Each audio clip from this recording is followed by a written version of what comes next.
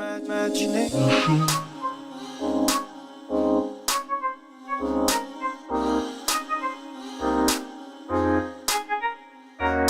I wanna know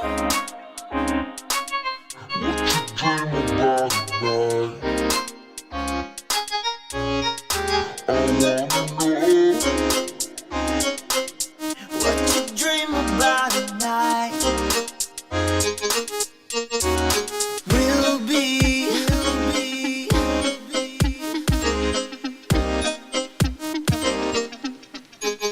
imagination.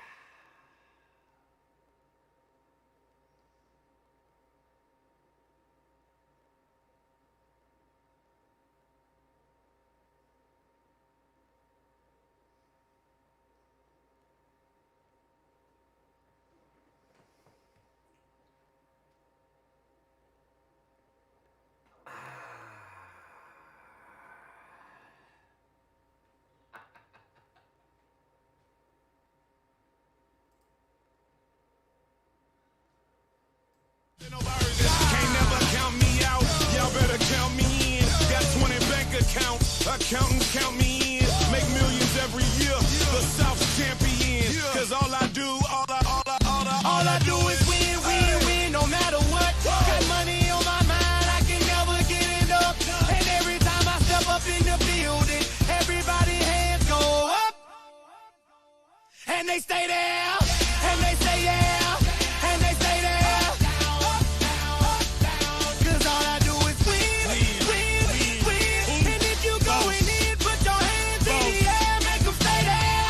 In my low, head on the swivel, you know serving me's a no-no. Clean as a whistle as I pull out in my Rolls Royce. Yellow bone passenger, they see it, they say, oh boy. Tell Kelly, back it up, my niggas call me loco. Down for armed traffic, you know, make me pull that fofo. Ask you what you laughing at, represent that mud life. Dirty money, bitch, you better get your mud right.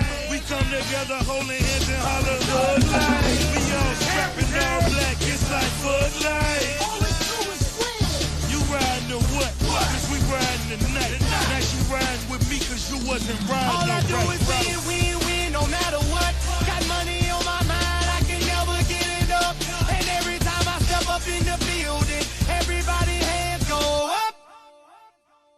And they stay there, and they say yeah, and they stay there. Cause all I do is win, win, win. And if you going in, put your hands in the air, make them stay there. Heat in the kitchen, hot on the stove, water getting boiled, dope being sold, Snoopy in the hootie, system overload. I've been running this rap game since I was 20 years old. I hung with the worst of them, bust till I burst them up, floss them up, toss them up, harder work, close them up. Pardon me, I'm bossing up, press you up, bless you, bro, don't mess with us. We like the U in the 80s. Back to back, set a track, hit the lick, get it back, get the trick, jump the track. Bitch, I want my money back. Time and time again. again while I'm sipping on this gin. Al Davis said it best, just win, baby, win. All I do is win, win, win, no matter what. Got money on my mind, I can never get enough. And every time I step up in the building, everybody hands go up. And they stay there, and they say yeah, and they stay there.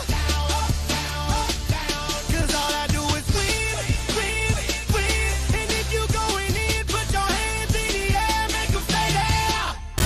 We said I was on old Rocky Top.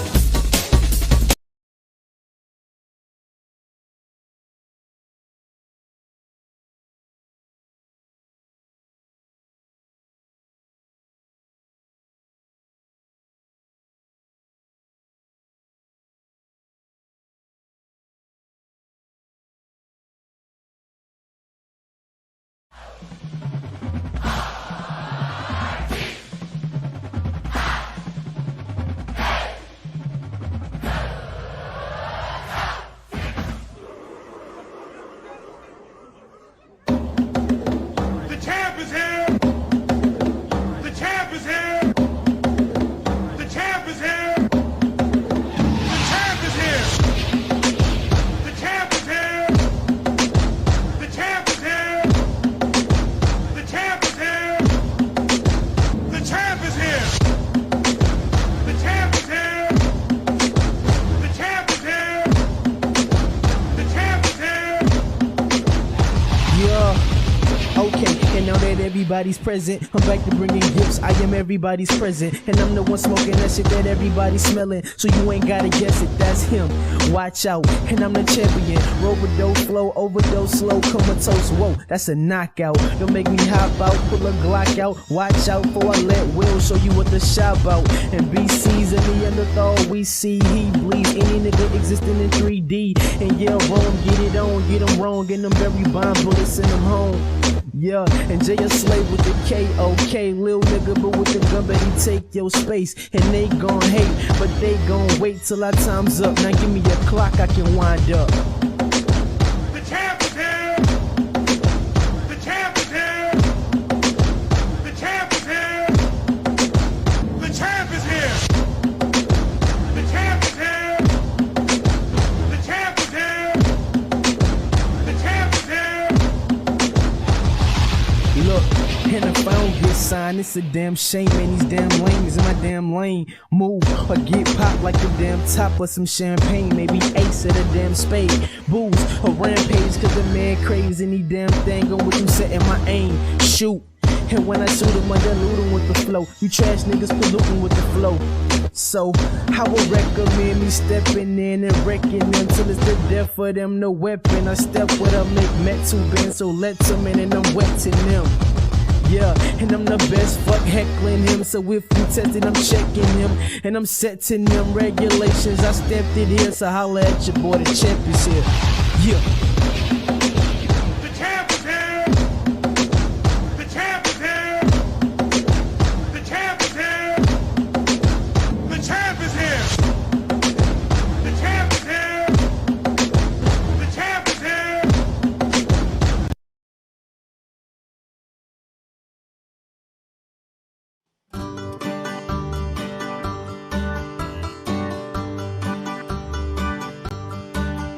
Good morning, good morning, good morning. Good morning, good morning, good morning. Good morning, good morning, good morning. Good morning, good morning, good morning. Clap your hands, clap, clap, clap. Stomp your feet, stomp, stomp, stomp. Spin around, spin, spin, spin. Alright. Good morning, good morning, good morning. Good morning, good morning, good morning. Good morning, good morning, good morning.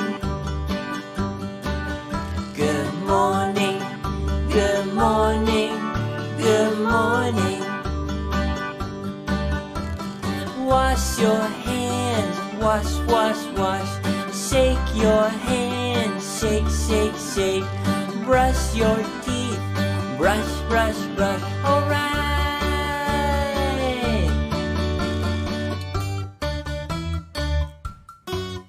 Good morning.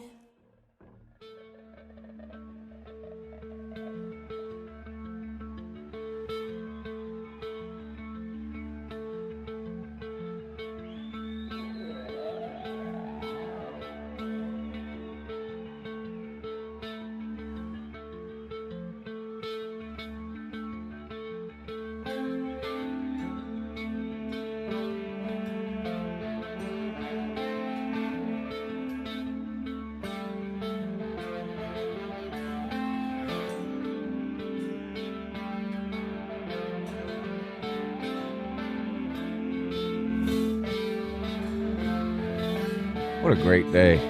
Just an unbelievable morning.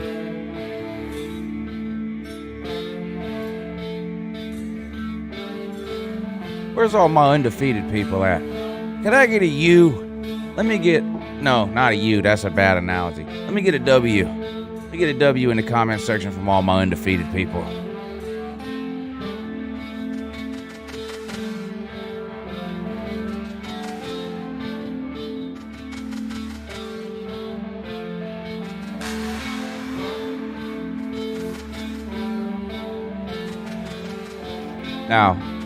Now, I want to know how many Florida fans and how many Tennessee fans had the balls to show up this morning. Let me get an L from all my Florida fans and all my Tennessee fans. Let's go.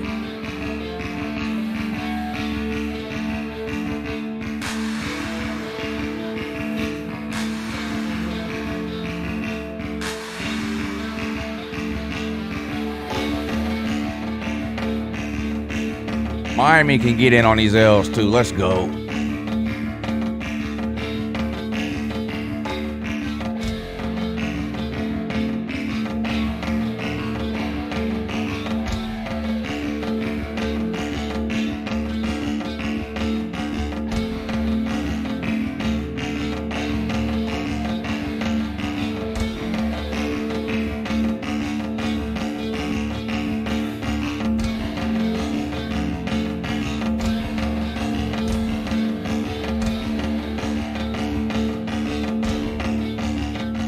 What a great day, a great weekend of college football.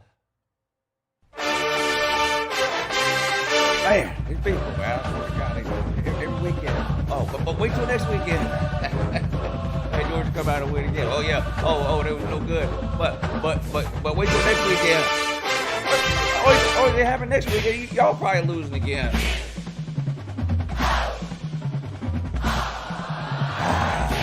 Oh, we can't beat Georgia, man. We can't beat Georgia. Let me go buy me an Alabama hat.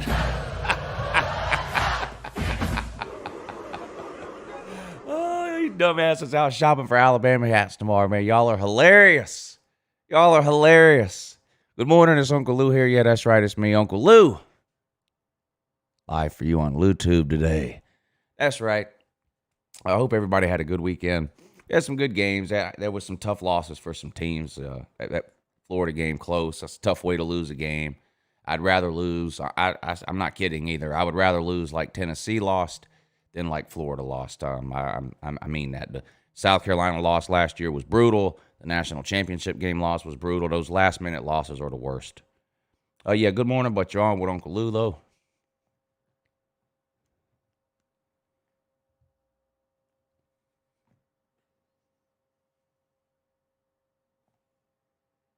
I guess BVD's going to pretend like his phone's not working today.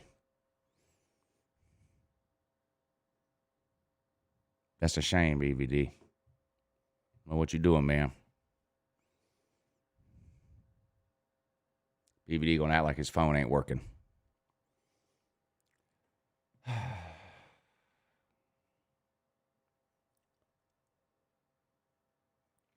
sure thought he was better than that.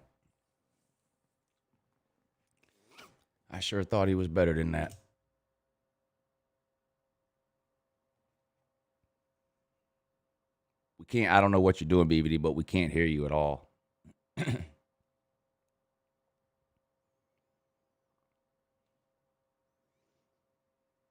Guess try again. I don't know. We could not hear you, sir.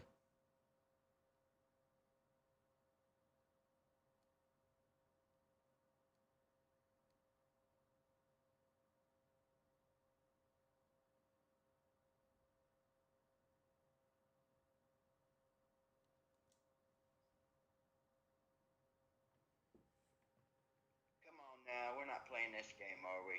Hold on, I hear you now, but hold on. Let me try to hook you back up. You there? I don't know what's going on. I don't know. I can't hear you when I hook you up. Hold on.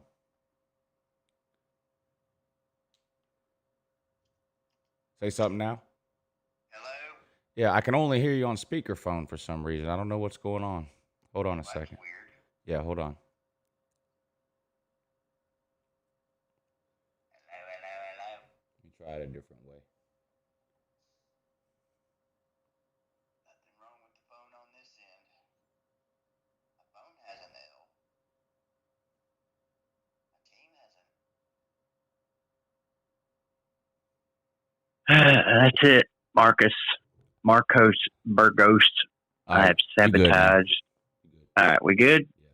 I don't know what's going on here on this end, but I got it working. All right, floor is yours. What's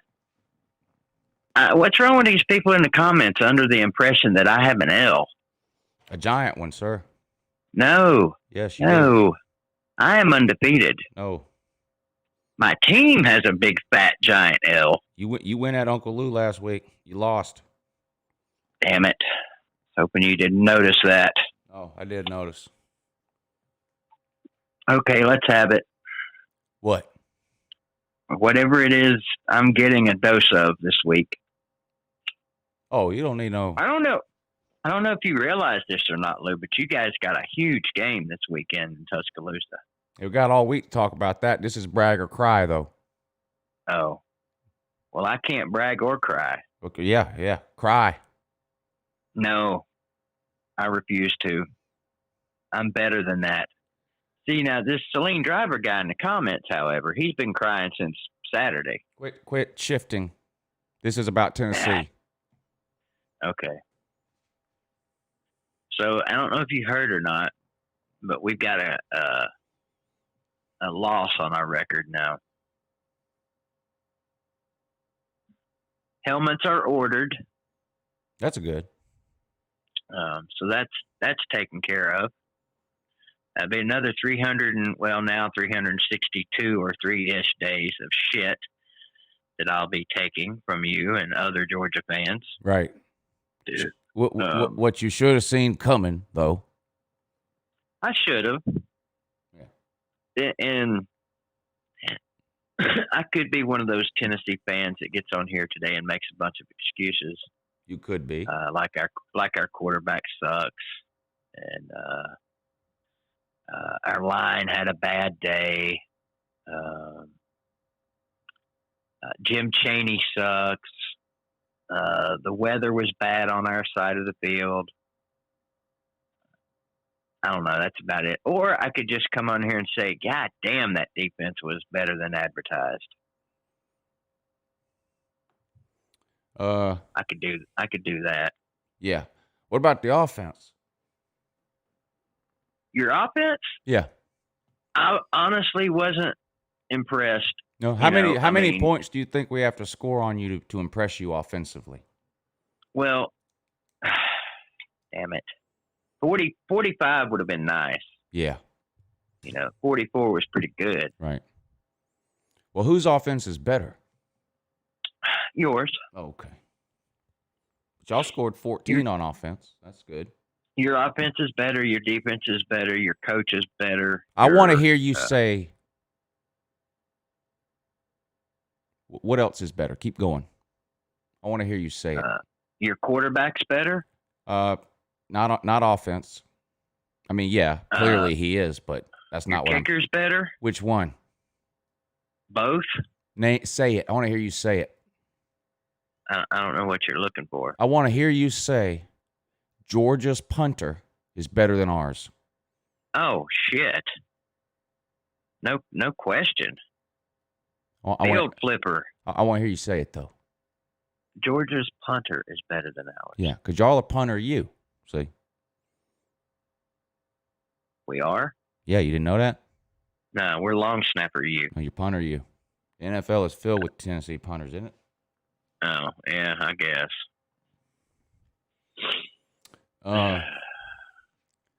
Is it Saturday yet? I think that was 2 days ago. No, is it next Saturday yet? Oh, I don't know. Y'all got basketball Kentucky, season yet? We're a basketball school. According to one Y'all didn't even individual. y'all didn't even make the NCAA tournament last season. Well, nobody did. So who have they played? Is that the new who have they Yeah. played? Nobody made it. Who have they played? Nobody made it. Yeah, well, that includes Tennessee. Oh, we were terrible last year. We were too. Haven't you heard, Lou? Yeah, I have heard. We had the best player. We had the best player in America and couldn't get a 500 record. I can't relate. You know how hard that is to do in basketball. One player in basketball can win a conference. Well, apparently, one offensive lineman in football can win a conference too, but that was proven wrong Saturday. What was the term? Roller skates? Cade Mays wears size 5 roller skates. Yeah, that's it. With his baby feet. Mm-hmm. I can't. The game was just like last anything. year, really, wasn't it? If you think about it. No, it was close. Well, last year was close until halftime. No. I mean, the game was close to being like last year. Oh. The only difference is our offense scored less points this year. No, wait a minute. We had, 12 last year, 13? Last year we beat y'all, I think, like 43 to 13 or something. I don't know, I got it wrote down, copious notes in that. I can't keep up. Oh, don't worry. I got these copious notes in that. 43 to 14. So I think your offense scored the same. Yeah, pretty much. Last year. Well, you guys need a better snapper. We got one on the bench that's awesome at Tennessee. Now, if I read off the last 4 scores against Tennessee, which of course is 41-0, 38-12, 43-14, and 44-21. Are you and others going to continue to say that you're getting closer and heading in the right direction?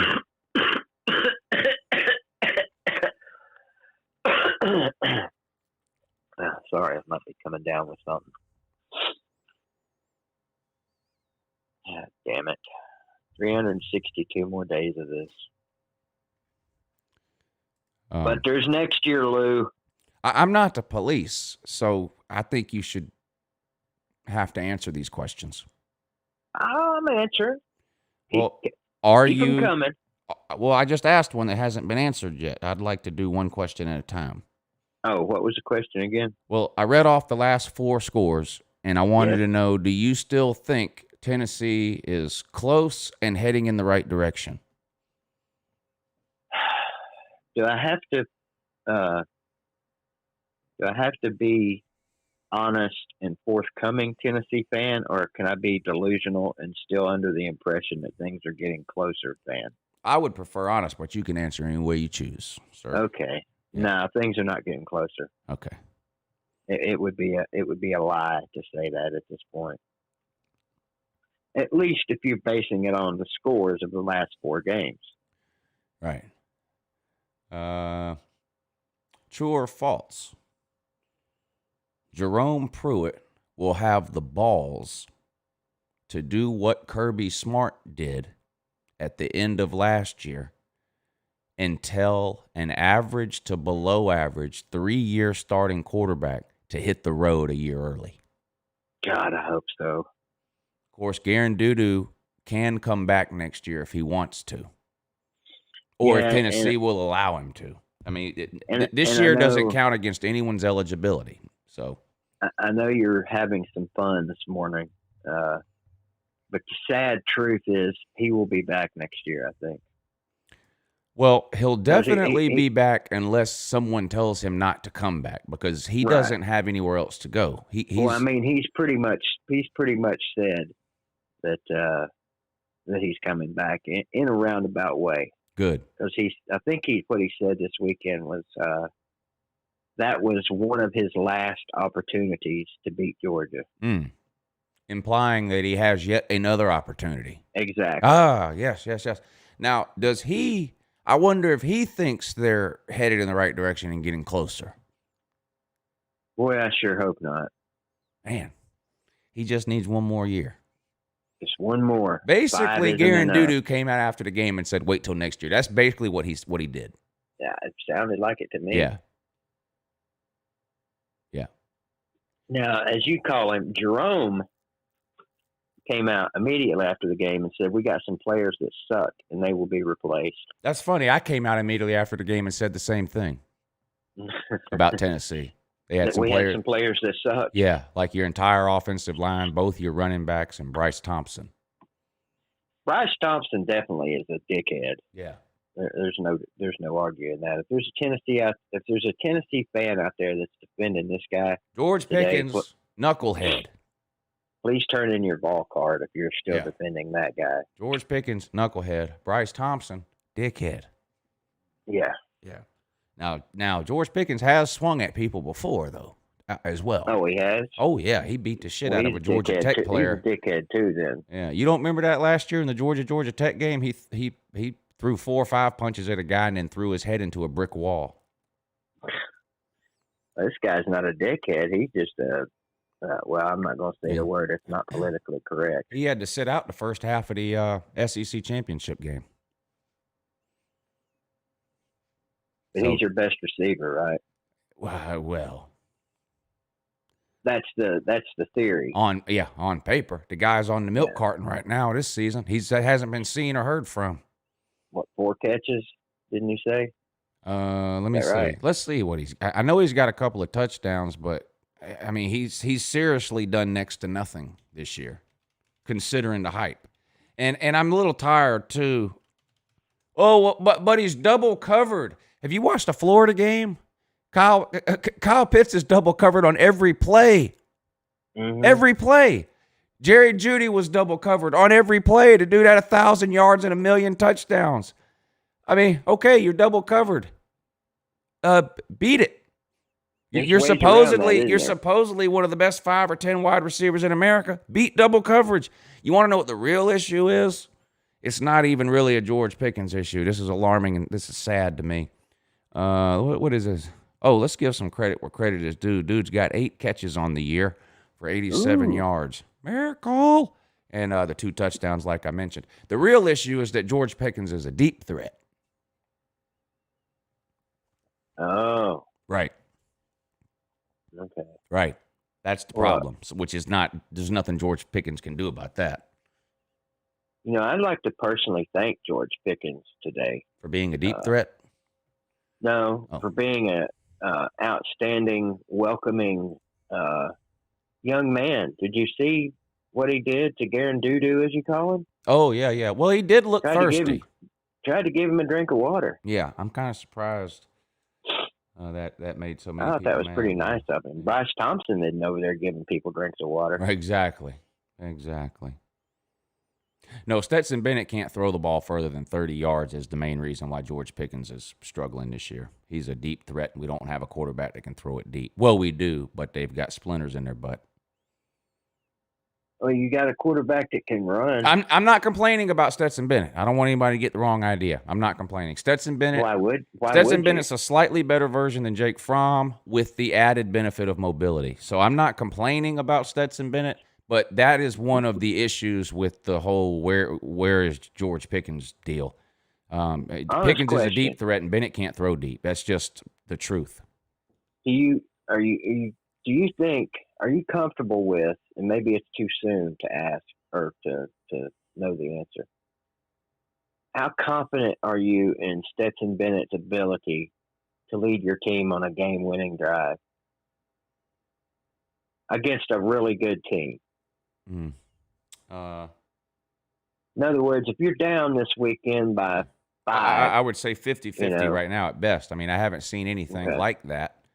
Well, yeah, I mean, you haven't had a need to. I mean, this is a horrible comparison, but the closest thing I have to go off of, if I'm trying to be positive, is he was put in the second quarter of the Arkansas game when we were losing and doing nothing offensively. Yeah. But that's Arkansas. That's week 1. That's totally different than like a meaningful, like an SEC championship game down the road late in the fourth quarter, or even Alabama this weekend, something like that. I'm not trying to compare the two. The point in using that comparison is that how can anyone know? Because nothing really to go on. To me, he still seems like a guy who probably best case scenario not going to lose you a game. Again, with the added benefit of being able to scramble for a first down a few times, and we obviously didn't have that the last 3 years. So I'm not necessarily complaining. I don't know why I'm dancing around it. I really don't care if it makes anybody mad. Stetson has some obvious weaknesses and limitations.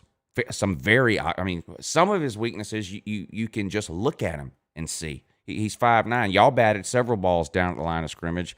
That's going to happen all year. If you're going to be pro Stetson Bennett, you have to accept the fact that that's going to happen probably multiple times a game. And at some point during the season, it's going to happen at a critical time, some kind of third down where we really need something. That's just going to happen when you're that. There's a reason you would prefer a 6'2" quarterback over a 5'9". Doesn't mean that a 5'9" can't complete a pass or have some success. That's not what I'm saying. It's just, people always say, oh, well, such and such was a 3-star. And, I know. Yeah, you can be 5'9" and be successful, but it's not the norm. It's not the preferred. If you were to build a quarterback in a lab, nobody would build him 5'9". Nobody. Yeah. You would build him at 6'2" minimum. So there's just some, his arm strength, his height, those are his obvious limitations. His upside is his mobility, his ability to scramble.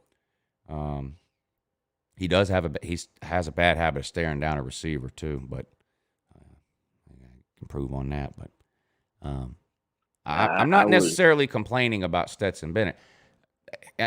He's played way better than I thought he would. I mean, let's be real. The guy led American interceptions 2 years ago.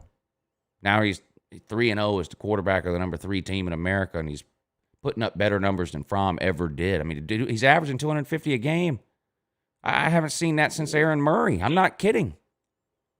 No, we didn't even have 250 yards of total offense Saturday. So No, not even close. I mean, when you rush for -1 yards. Boy, that was impressive. Shout out to that offensive line. I'm going to be honest. I was surprised. I know Georgia's got a good defense and a great front seven. And I know Tennessee's got a good offensive line. Is it the best in the SEC? Well, I think that was proven false on Saturday, but it's still really good. I was surprised that matchup, your O-line against our defensive front, I'm surprised that matchup was that one-sided. I honestly was. I seriously was. I mean, Auburn, great defensive front last year. Georgia, great offensive line. That was about a 50-50 deal there. They won some, we won some. I mean, we won the game overall. I'm talking about just that matchup of our O-line versus Auburn's front seven. When you're looking at like a really good O-line versus a really good Tennessee's O-line won very few downs in that game. Well, I'm and not that surprised convinced. me.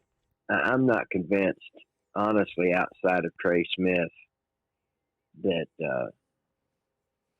I don't know what to say, man. It just every time we have an offensive line that's supposed to be great, all world, best offensive line we've had since insert team here, this shit always seems to happen, and it's frustrating. Yeah. I mean, I didn't expect our line to win half of the battles, really. I mean, but 40% would have been nice. Right. And as a result, it made what I still think are two of the best running backs in the conference look like shit. Right. I mean, they literally had no holes to work with. Do Tennessee fans when you watch a Tennessee game or other Tennessee fans, I know I know why teams do this. Georgia does it. I saw Tennessee do it all day Saturday. I understand why they do it. But even though I understand why, it still frustrates the hell out of me. Does it frustrate Tennessee fans to see Eric Gray and Tyson Chandler running up the middle 40 times a game for half a yard? Like, are you screaming at the TV going, can we go off tackle? Can we run a sweep? I noticed that Tennessee was doing it over and over too, and Georgia does the same thing. Up the middle, up the middle, 1 yard, 2 yard, 1 yard, 2 yard. And then every once in a while we run to the outside and gain 8 or 9 yards, and I'm like, hello? It kept frustrating the shit out of me that they kept doing it on first down. Georgia, that's how Georgia is. I was calling the plays. I was calling the plays during the live stream. Run up the middle and have any success whatsoever on first down. Yeah. Who in here was watching the live stream on that series where Georgia had the ball and I called like 5 plays in a row? I mean, any idiot can see. And that's been my complaint about Georgia over the last couple of years. Kirby, I think, relies too much on talent. And you know, I think talent is more important than coaching ability overall. But coaching ability does matter. Scheming, philosophy, the chess match against the other team's coaches. Kirby just too often just says, we're just going to line up and run up the middle. And if we can't push them off the ball and gain 5 yards, then oh well. And it just seems like, mix it up a little sometimes. It gets frustrating. And I noticed it had to be frustrating for Tennessee too, because I watched it over and I watched Tennessee do the same thing. Run up the middle, run up the middle, run up the middle. 1 yard, no yards, 1 yard, no yards, loss of a yard. But Georgia does the same thing. I guess, clearly Georgia had a little bit more success in this game than Tennessee did. But in general, it's the same thing with Georgia. And I get why they do it. You're trying, when you have big offensive lines like Georgia and Tennessee, all those 2-yard runs in the first half, you're hoping turn into 6, 8, and 10-yard runs in the second half because the defensive fronts wear out because your 350-pound linemen have been leaning on them all game. So that's why they do it. But the problem is, in the case of Georgia, you do that against a team like Alabama, it doesn't work because they rotate people in and out the whole game. Plus, when you're down by 10, you can't do that in the second half anyway. So, but it is frustrating. Yeah, it's definitely frustrating. I mean, Chaney at least did, it appear, in the second half was going to try to throw a few passes on first down, but we saw how that turned out. Yeah. Well, and by the time the fourth quarter came around, you really, it was desperation time. You couldn't afford to run the ball really anymore at that point. And that's when, once it became obvious that y'all had to pass, if you notice, that's when Garen Dudu fell apart. He just had no time. There was nothing he could do. Yeah. I know there's a lot of Tennessee fans that, were screaming at their TV Saturday. God damn it.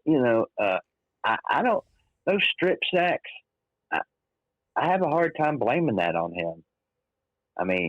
Everybody's, a lot of people are saying, oh, well, what about a 2 or 3 step, blah, blah, blah. How about getting rid of the ball? If you got nobody to throw the damn ball to, that's the thing. Yeah. When you play press man, supposed to do? When you play press man coverage and you're successful, that eliminates the whole get rid of it in 2 seconds thing. There's nowhere to go with it. You have to wait on the guy to try to beat that press man. Georgia's your pass rush found a place for Garen Turdo to get rid of it. They found a way for him to get rid of it. Yeah. And I did. I felt bad for the guy because I knew, damn, that looked bad. Here everybody's going to come after the game. Oh, guarantee. I've been rooting for the guy all off season. Yeah. And after 2 games, no turnovers. That interception was Gary Danielson's fault. Gary Danielson. 100%. 100%. I hear you. I think it was Danielson that was talking about how he hadn't had an interception, blah, blah, blah. Oh. You know how that shit works. Yeah. Right on cue. Every time. Yeah. It happens every time. Yeah. Yeah. I wouldn't say I've been rooting for Garen Dudu, but I don't know if you remember, I think it was after y'all's week 1 game, I came on, I think maybe Carter or somebody was live streaming, and I think you were on there. And I said, I don't understand why people are bashing Garen Dudu. I think, if he could do that every game, I think y'all would be okay. He was something like 55 or 60% for 180 yards, a couple of touchdowns, whatever it was, no interceptions. I wasn't rooting for him, but I thought he had played okay too up until that game. There's some Tennessee fans that are never going to give him any credit. He could come out this weekend and throw for 500 yards against Kentucky and 5 touchdowns and, run for 2 or 3 touchdowns. And there's Tennessee fans that are he sucks. I can't wait to get rid of him, Yeah. I mean, let's face it. He came out of high school as the number 1 or number 2 rated dual threat quarterback prospect in America, and it just hasn't worked out. It happens. Whooping you! Exactly. Yeah, exactly. Do you think y'all are still? No one can take that coronavirus recruiting title or whatever it was y'all were bragging about in June away though. Y'all still have that. Well, yeah, so that's good. True, I guess. That's good. You know what else I felt bad about Tennessee fan? Nothing. I did. That loss almost negates the whole laugh at Florida deal that you could have had all week.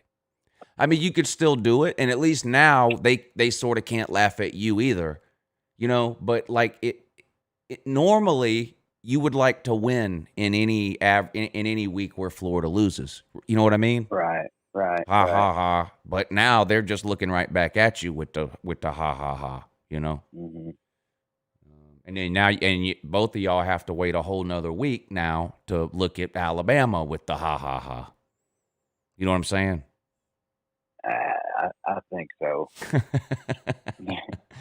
I'm gonna get a refill. I'll be right back. That's his way of saying entertain the people for however long it takes me to go get a refill. I got nothing. I'm not as disappointed and upset with my team as Saline Driver is with his. I'm not ready to fire Jim Chaney. I'm not ready to fire. Now, hell, I'm not ready to fire anybody. I just don't know what the answer is. That was a great Georgia defense. And I know we won't see a defense that good the rest of the year. And as good as Alabama's defenses have been over the years, they got nothing. Defensively, of course. There's nobody in this conference that's going to put a better defense on the field this year than Georgia. Now, whether or not there's somebody in the Big Ten, yeah, right, it's got a defense that good. I won't say it, but I guess I have to because they are part of the conversation. The Big 12 defense is not played in that conference. Pac-12, whenever they decide to start playing, they're not throwing anybody out there with the defense that good. The only team in the ACC that could maybe get in this discussion, well, before Saturday, Clemson might have been able, Miami might have been able to say something, but that's out the window. So that leaves Clemson. What kind of defense are they putting out there this year? Will they shut Miami down? Still don't know how big of a deal that is. I don't know. If the old saying is true that defense wins championships, this could be Georgia's year. I don't know. This game this weekend will go a long way towards answering that question, I think. Because clearly Bama's got one of the best offenses in the country, but they can't stop a damn cold. It's frustrating as shit as a Tennessee fan to see the same old thing year in and year out. Ain't got no interest in it. Do what? I ain't got no interest in it. Yeah, I ain't got no interest in it either. I ain't got no interest in seeing what happened Saturday happen again this year. That's for damn sure. Well, let me read through these super chats and then maybe we'll talk about that. Gators owned. Thank you for the super chat. He says 18-1 woo and BWED. I don't know about it. Is that a new one I don't know about? It's a new one neither one of us know about. Okay, and then he says go Gator. Go Gator. Yeah. Thank you for the super chat, Gators owned. Bearded Dog. Thank you for the super chat. He says, Lou, the first annual Doo-Doo Bowl is this weekend as LSU and the Gators vie for the trophy in Gainesville. Flora Doo-Doo. Flora Doo-Doo. I might have to. God, this will be twice I've stole something from the comments. Last week I did it too, but I might have to use that, Mr. Dog, Bearded Dog. I might have to use that Flora Doo-Doo. Flora Doo-Doo. Definition 409. Thank you for the super chat. He says, I admit it, Lou. I thought UT was winning. Everyone did from the moment we beat the life out of Auburn. And I've got thousands of comments to prove it. So you're definitely not the only one. 3 inches long. Now, I don't know if this is an 8 Camel Toes troll account or I don't know what this is, but 3 inches long. Thank you for the super chat. He says, what's your schedule? This is amazing. Me and BVD are amazing, and we do this show 4 mornings a week. Monday, Tuesday, Thursday, Friday, 8 a.m. I have a call-in show on this channel every Tuesday and Thursday night at 10 p.m. That's Uncle Lou After Dark. And I have a gambling show on this channel every Tuesday and Thursday at noon. BVD does live shows on his channel every Monday, Wednesday, and Sunday night at 8 p.m. Yep. Is that about accurate? That's about accurate. And Friday in the off season. Right. Which started 2 days ago for you. No, I meant high school off season. Oh, I got you. Which starts in about 4 weeks for me. Great. Good. In which case I'll be back. And I do live stream so far the Tennessee games. I don't know. Jay Rizzle Drizzle. You know who that is, BBD? That's the man. That's who that is. That's the one that, Lou, I bet you $200 LSU finishes in the top 5. Oh, is that who that is? Mm-hmm. I didn't know that. It's him. But he's a good guy, so I let him. Yeah. I actually let him out of the bet when I think it was when Jamar Chase announced he was going to sit the season out. I said, "Hey, man, if you want to get out of the bet, I wouldn't blame you, and that would be okay or whatever." And one of the weirdest moves of internet chivalry I've ever seen, he said, "Yeah, I'm going to go ahead and back out of the bet, but I'm going to pay you anyway." Yeah, you won't hear that happening very much. Usually people wait till after they lose the bet, and then they go, and now I'm still not paying you. Yeah. Which is why I do the whole PayPal thing before, like we did. Yeah, I had that happen last night. Had a Kentucky fan bet me $100 that Kentucky beats Tennessee this weekend. Oh, and if y'all lose, you got to send him that plus another 100.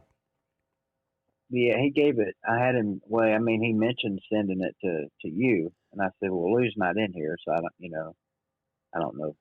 I'm sure he wouldn't have a problem with it." So he sent it to Carter last night. So he apparently, yeah, he's game in. He's game on. Yeah.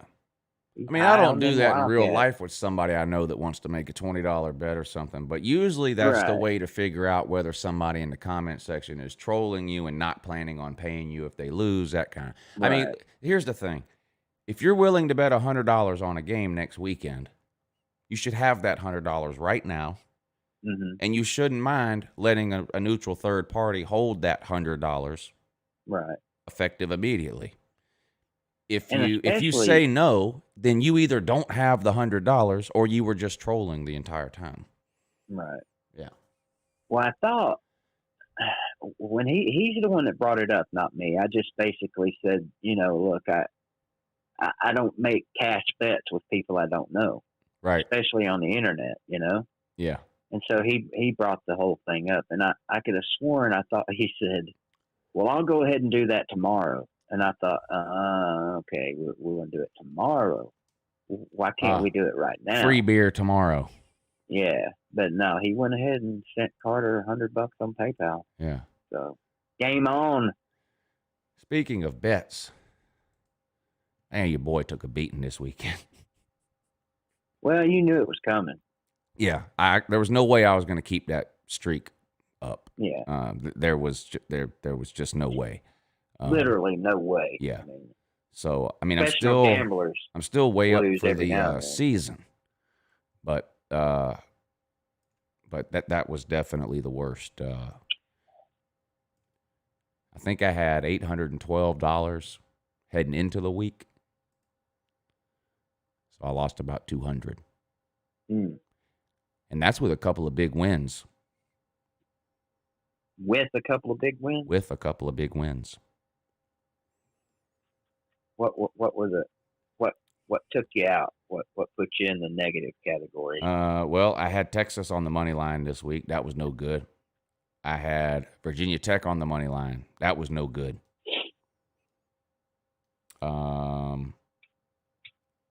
I did end up hitting big on Clemson and Georgia, but all that did was, minimize the losses by that point. Yeah. So yeah, I lost 200 about over the weekend, down to 616 now. But I only started with 100, so I'm still way up. Right. But I got to rethink my philosophy here. I've been betting a bunch of games on Sundays as soon as the lines come out. Like, oh, look at this line, and then bet it. Oh, I did that with Florida. Remember, how'd that work out? Oh, my God, look at this. Florida's only a 6-point favorite over Texas A&M. Bet immediately. I bet it immediately. Last Sunday. How'd that work out for me? So not too good. Yeah, so I didn't do that. Yesterday. But so let's look at some of these lines for this week, though. What do you think? What do you think the Kentucky? Did y'all bet that game straight up? Straight up. My man. All right. I'm pretty sure Tennessee. If I had to guess, where's it at? It's in Knoxville. I say Tennessee by 6. Let's see what they say. I'm good with that. We're just gonna look at the. We're just gonna check the SEC ones today. Maybe tomorrow we'll look at some other ones. Auburn by 3 over South Carolina at South Carolina. This is insane. See, this is one, if I'd have seen this yesterday, I'd have been, oh, my God, and I'd have put a bunch of money on it. Now I'm thinking, am I wrong? But, man, Auburn sure does look rough the last couple of weeks. They should have lost to Arkansas. In my book, they did lose. They did lose. South Carolina, I know it was Vandy, but I say it all the time. I mean, what would we say if South Carolina went out and beat Vandy 10-7? We'd say that's pitiful. You should dominate Vandy. Well, they did. Yep. 30-something to 7 or whatever. 31-7, I think. So that's a little strange. Wasn't it? Might have been. So this might be a potential money line pick this week for me. I like South Carolina. I have to look into it some more. Tennessee by 5.5. Money line again. Money line. Isn't that straight up? Yeah, you're not betting the points, just straight up. Right. Yeah. Okay. Tennessee by 5.5. Oh, that's gone down. I like that unless, man, I hope Tennessee's not going to let Georgia beat them twice is what I'm thinking, but I don't think they will. They got some veteran guys on that team. I think they'll get over that Georgia thing. I do think Tennessee is 5.5 points better than Kentucky. I like. That's a fair line. My initial thought is to take Tennessee there, get them a rebound win. Ole Miss at Arkansas. Wow, Ole Miss by 4. That's it. People are buying Arkansas, not to win games, but this just tells you how much better people perceive Arkansas to be this year versus last year, and maybe deservedly so. I mean, we saw what they did to Georgia in the first half. They got a win against Mississippi State a couple of weeks ago. They basically did beat Auburn and were robbed by the referees. Mm-hmm. So, but man, that Ole Miss offense is tough to slow down. Arkansas doesn't have the firepower Alabama does to match them score for score over the long run. Wonder how fair the Auburn fans are thinking that game was. Oh, they probably think it was very fair. Very fair. Flora Doo-Doo favored by 14 over the Corn Dog. I don't really know what to think about that. I mean, that may be a fair line. LSU, terrible week one. Florida looked okay week two. Yeah. Looked terrible again last week. Hard to know. Where is that game? It's in Gainesville, right? Mm-hmm. Yep, at Florida. Well, don't ask Celine Driver who you're picking that game. Vandy at Mizzou. Mizzou by 18.5. Yeah, Vandy's that bad. And Georgia and Bama. About 18.5, is that what you said? Boy, this thing just keeps getting lower and lower and lower. Georgia and Bama. All the way down to 4.5 now. Anybody that likes Georgia should have got on this thing yesterday. I think it was 6 yesterday. A lot of people must have jumped on Georgia.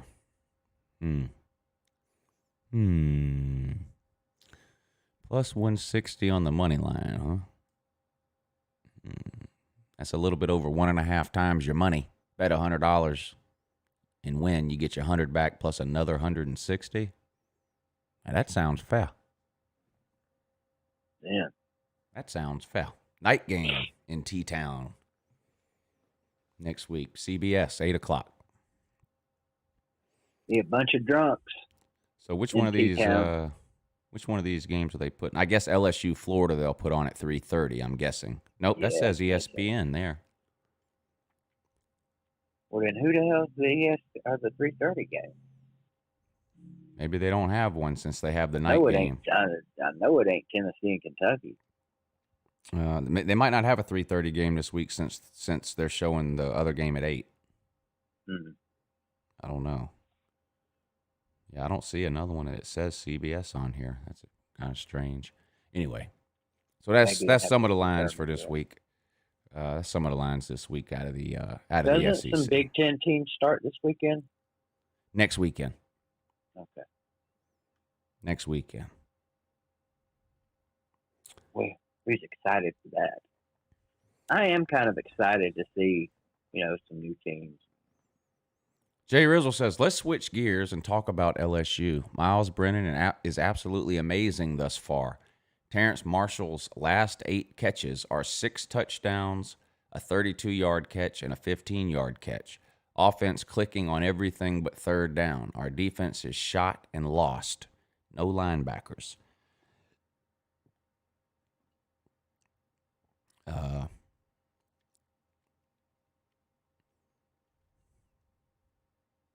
many points did Missouri score on them this weekend? I still think the same thing about LSU I thought before the season started. I think they're one of the most talented teams in the SEC. Just look at the recruiting. But you just can't lose that many key players in 1 year and be anywhere close to what you were. Talent and experience, you need both, really, to be like what LSU was last year. You obviously need talent, and you need some experienced guys. And LSU doesn't have a whole lot of that this year. And then plus the players you lost for COVID.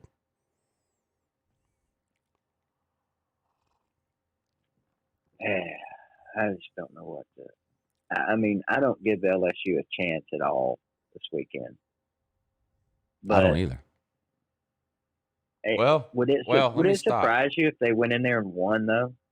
It will. Well, that's what I was going to say. If the LSU offense is unbelievable, like Jay Rizzle says, and I agree, offense has looked good at times. Didn't look that. I mean, what is Florida's defense going to do to slow that down? Yeah, I'm not. I mean, like this weekend, I wasn't sure really, honestly, who to pick between Texas A&M and Florida. I picked Florida, and I felt pretty confident that they were going to win. But I even said I won't be surprised if A&M wins this game. But I sort of feel the same way with this one.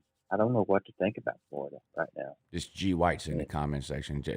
BVD, I wish you would straighten this guy out. This Tennessee fan, G White. Guy been around for years, gets dumber every year. It's the weirdest thing. Well, you know, Georgia didn't beat White? Tennessee. Georgia didn't beat Tennessee. Tennessee beat Tennessee. Had nothing to do with Georgia.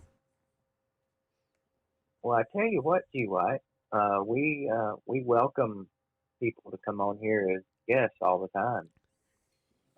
That's Lou and DVD at gmail.com. If you'd like to come on this week and set Lou straight about this game, I personally would love to hear it myself. He is the epitome of every joke I make on this channel. Everyone. Every off season, we're losing 4 games. Every one. And he even names the 4 games we're losing. It's always Tennessee and 3 other teams. And then every week we win. Every week he says we didn't win, the other team lost. We're terrible. And we're losing next week to whoever we're playing. Then we beat them and blow them out, and it's the same thing. We didn't beat them. They weren't any good anyway. Plus, they beat themselves. This guy's saying Tennessee lost this game because they couldn't convert third downs. Do you know why Tennessee couldn't convert third downs? G. White, did you watch the game? He says he's mad. I'm mad because he predicts UJ losses. Listen, when you predict every week that UJ is going to lose, you're going to be right 1 week a season, sir. You've been right 1 week per season for the last 3 seasons. That doesn't make you right. Every week you say Georgia is losing and they win. And then when we lose one regular season game, you say, see?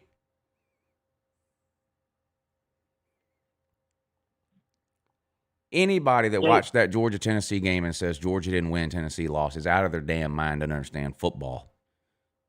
There's not a quarterback on planet Earth that it could have done anything for you in the fourth quarter, in the second half of that game, the last half of the third quarter and the fourth quarter. That quarterback doesn't exist.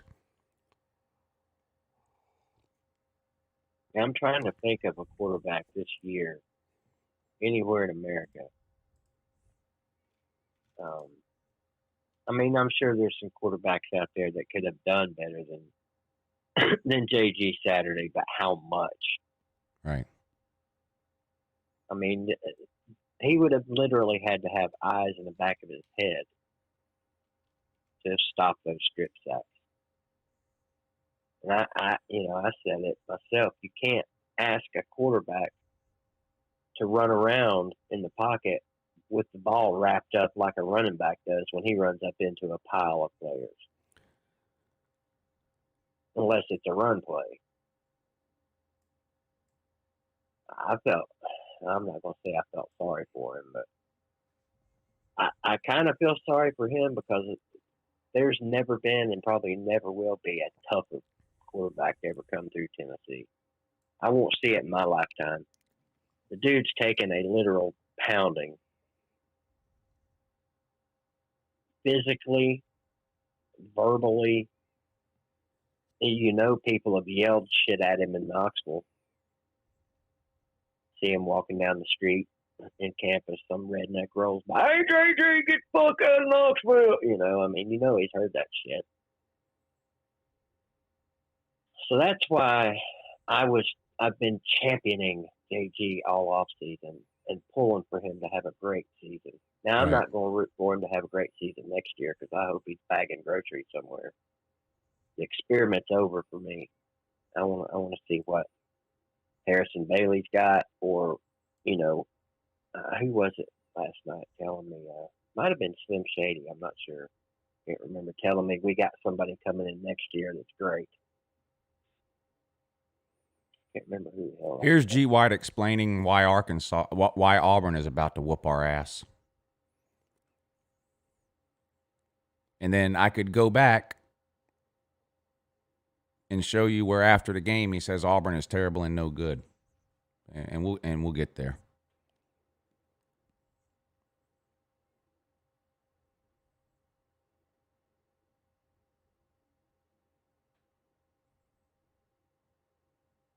Billy Cole, you knew that was coming though. They were firing Jim Chaney in the third quarter Saturday. There's a better chance Tennessee beats Georgia than going 0-10. Where are the points going to come from? Yeah, Georgia ain't got no offense, woo.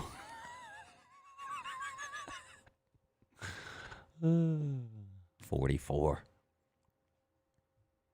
Yeah.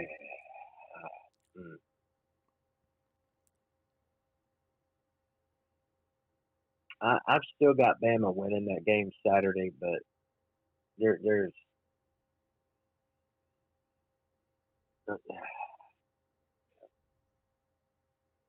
I'm just trying to figure out how many points I think they can score on that defense.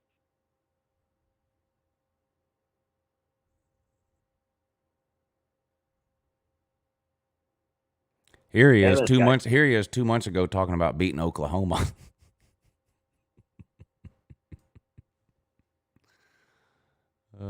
This guy, clown level 1 million. This guy.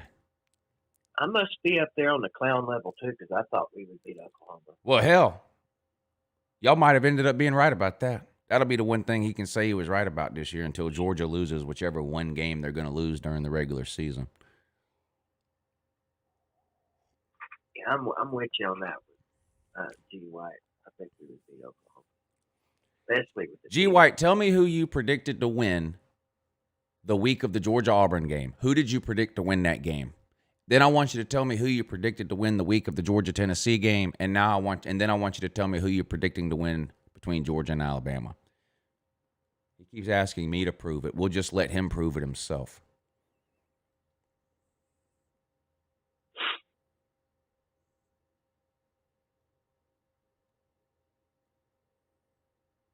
I picked you guys to beat Auburn. We're not any good because we lost to South Carolina. This guy. Shit.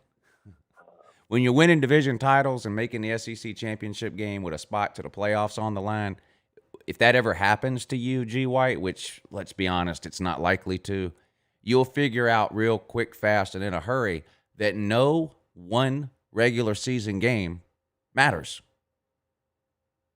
It just doesn't. It doesn't matter whether, when we go 11-1, it doesn't matter whether we lose to the best team we play or the worst team we play. It doesn't matter. If we were 12-0 in a regular season, would that have changed the SEC championship game? No. Do you think there's any chance whatsoever that Georgia and Alabama play 3 times this year? I mean, clearly they're probably going to play twice. I do think there's a. I mean, the chances are minuscule, because that means they would both have to make the SEC championship game and split it. Like, they would have to be 1-1 between the regular season and the championship game. Right. They would have to both make the playoffs, which would mean no Big 12 team and no Pac-12 team.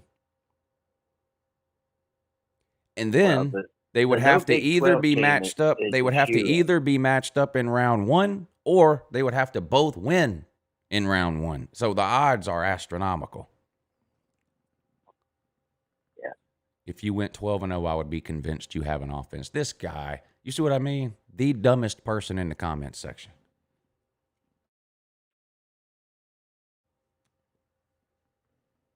LouandBBD@gmail.com.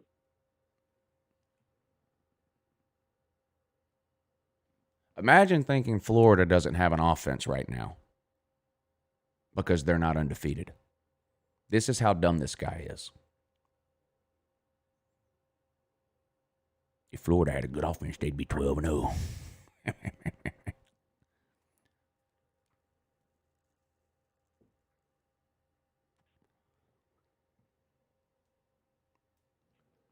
trying to figure out what these noises are my dogs make.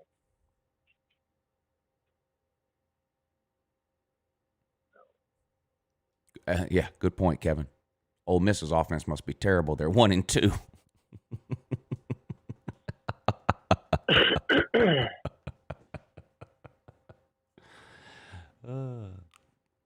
I can't. The G White thing is one of those things where I can't figure out if he's 8 or 80, but it's nowhere in between. I do know that.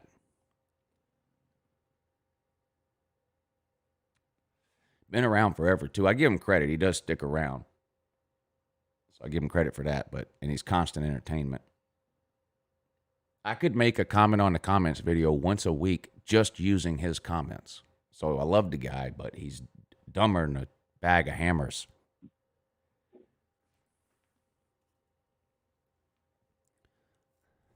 Definition 409, thank you for the super chat. He says, Celine going to boycott Florida like he boycotts the NFL. Stop being a Ken, Celine Driver. It's one game. Take off the Nancy panties. Put on your man pants.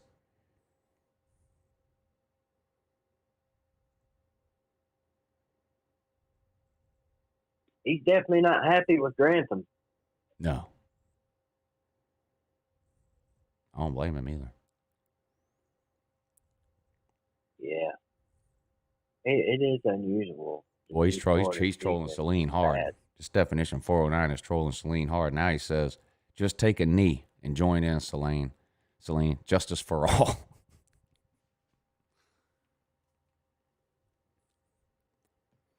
Of course, everybody on Florida's team took a knee week 1. They all kneeled, every one of them, even Dan Mullen. But that's different. So he can still watch college football. Just can't watch the NFL because one guy kneeled 5 years ago. Well, we know Meg Mullen took a knee. She takes a knee every Saturday. I still can't get over that, man. Alan V says, somebody tell G White, see you next season again. Yeah.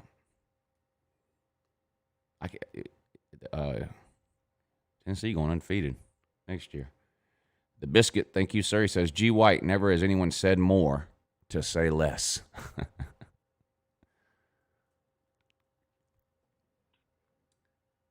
You watch any of the Clemson-Miami game?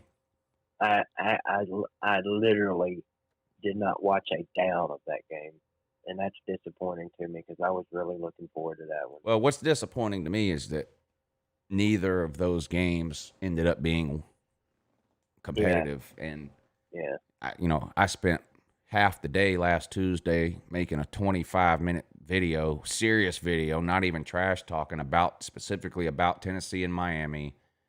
And, clearly they need a win, like a big win like that. But, that they could leave those games with a lot of respect if they even keep it within 7 to 10 points, and neither one was able to do it. What were you, I didn't watch your halftime video. What were you thinking at halftime? Were you giving us any chance? No. The summary of my halftime video is that Tennessee is not getting a defensive touchdown and 2 50-50 ball touchdown catches in the second half. So they're not, there was no long, it's not like Tennessee was driving up and down the field. Right. That's not how they got to 21 points. They got a defensive touchdown on a boneheaded snap, the second play of the game, and then they hit 2 sort of throw the ball up in the air and close your eyes type of touchdown. Now, they were great throws, both of them. And the second one especially. I agree with you on that. The second one especially was a great throw and an amazing catch. But you throw that ball 5 times, you're not catching it all 5 times. That was my point.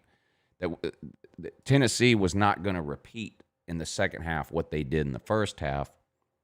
And all Georgia had to do was play as good in the second half as they did in the first half to win the game. Now, they ended up playing a lot better, and Tennessee fell apart in the fourth quarter under the pressure. But I wasn't – I mean, there was a lot of things I was upset about as usual, but I wasn't I even said it's not like we're going to lose. Frustrating as shit to watch, I mean, as a Tennessee fan because, I knew after that first half, my line of thinking wasn't the same as yours, but I knew we had nothing for that defense. So I was just trying to think, okay, how are we going to stay in this game? Can't turn the ball over. Got to have at least a few drives that last more than 3 and out.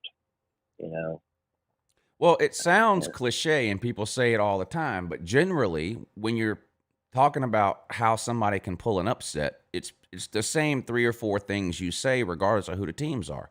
You can't turn the ball over. You got to get some turnovers. Maybe you get a special teams touchdown, that kind of thing. Yep. And you did all those things in the first half. Mm-hmm. And it was tied. So there's a lot of truth in all that. And then in the second half, you had the turnovers. Nothing, you didn't have any breaks special teams wise, and the more talented team pulled away. Look at the Georgia South Carolina game. We had the Groza winning field goal kicker. The highest percentage in UJ history. He couldn't make a field goal in that game. Fromm, the only benefit he has is that he doesn't turn the ball over. He turned the ball over 4 times. We lost. That's what has to happen. Yeah. Now, you're not as bad this year as South Carolina was last year. I'm not comparing y'all to South Carolina, but when you want to pull an upset, that's generally the things that have to that's generally what you see. We only gave up 1 touchdown to South Carolina and lost. On defense, I mean. They had a pick 6, but they only scored 1 offensive touchdown. And we lost. How hard that is to do. And y'all did that in the first half. Y'all didn't have any turnovers in the first half, did you? No. Yeah. And we had the one to start the game, which ended up not only being a turnover, but a defensive touchdown. So 2 of the things that need to happen to pull a huge upset happened on the same play. And it was tied. But in the second half, it came apart. The proverbial wheels fell off, didn't they? Yeah. And Tennessee still has to get over that, which is there's still not enough people on that team who expect to win a close game. There's too many people, and that's a mentality that has to develop over time. I don't know if I agree with that because, granted, it was some shit teams we were beating last year, but there were some games in that win streak that we could have lost, and then most years previous to that would have lost. Yeah, that's true. Especially the Indiana game.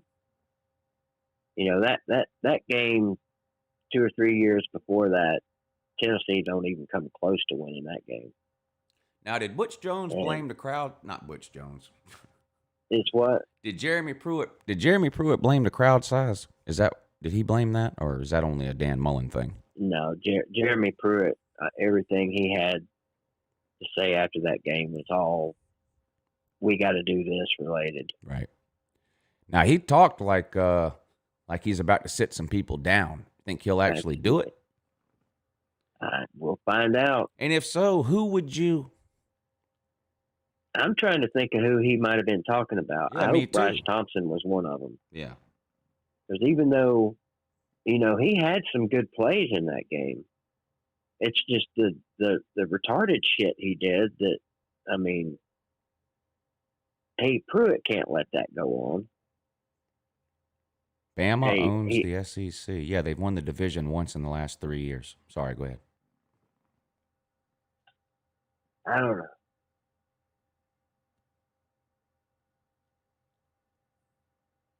Well, if week 1, long snap 1 is any indication, he'll definitely sit somebody down. Let me ask you this. Has a quarterback taken a snap for Tennessee this year not named Garantano? Nope.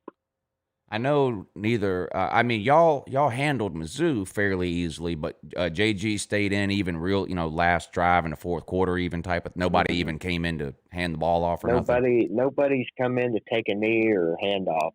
So we don't even really know, or do we?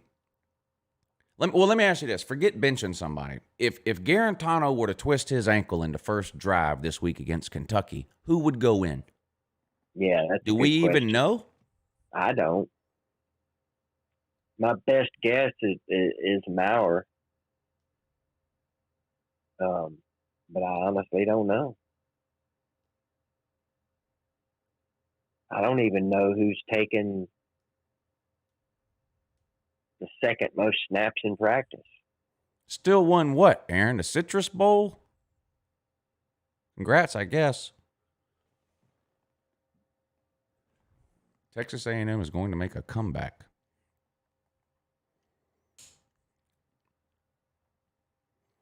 Whoever Texas A&M is playing this week, I'm picking against them. I'll tell you that right now. Let me ask you this, Lou. How many people were in the stands this weekend at that Texas A&M game? Less than 100,000. Yeah, but just barely. So? I'm just asking. I mean, I don't have a point to it. Is there a rule about that I don't know about or something? I guess not. No, there ain't no rule. Schools can sell as many tickets as they want to. I guess so. I'm not. Every game Dan Mullen has ever lost, every game Dan Mullen's ever lost, except for the one this weekend, was in front of a packed house. Why this weekend it's the crowd's fault? Is it harder to play in front of 50,000 people than it is 100,000? I don't understand the logic at all. Are you talking to me? I'm talking to Dan Mullen. Oh, okay. Dan Mullen came out in the post-game press conference and blamed the crowd size for the loss. Really? Yes. Yeah, I didn't know that. He said they pumped in too much fake noise, which that's regulated by the SEC, the decibel level. There's an official that monitors the decibel level. So the fake noise was the same decibel level that it was in Gainesville the week before when Florida beat South Carolina. Then complaining about the crowd size, there's no rule governing crowd size. It specifically says in the coronavirus regulations that the commissioner laid out in the SEC, it's up to the schools. They can sell as few or as many as they want. We're not doing anything about crowd size. So I just don't understand. And then he's yelling at his administration in the post-game press. It was just sad to see. Florida administration needs to start selling. First of all, Florida could not sell 17,000 tickets to their last home game. There wasn't even 17,000 people who wanted to go to the game last time. They couldn't sell 17,000 tickets to a home SEC game. But Dan Mullen wants 90,000 people in the swamp this week for LSU. And he's yelling at his own administration. They couldn't even sell 17,000 tickets 2 weeks ago. Yeah, that was pathetic.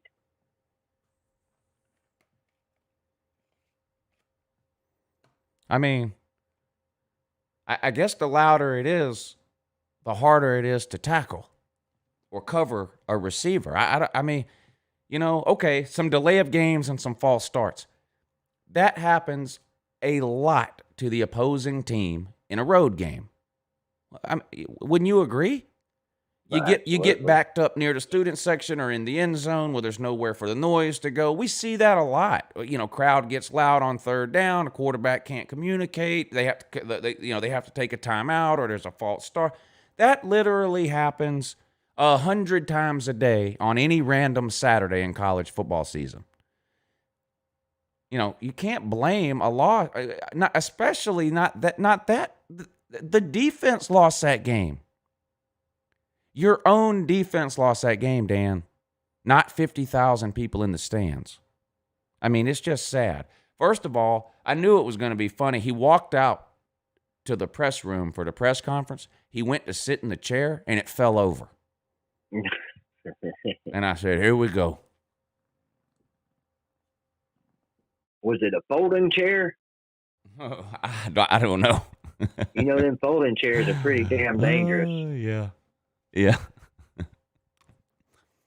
Gotta look out for them things. Braves WS, thank you for the super chat. He says, how's Luther recovering from getting hit by that train, a near fatality? Yeah, Lane Train almost got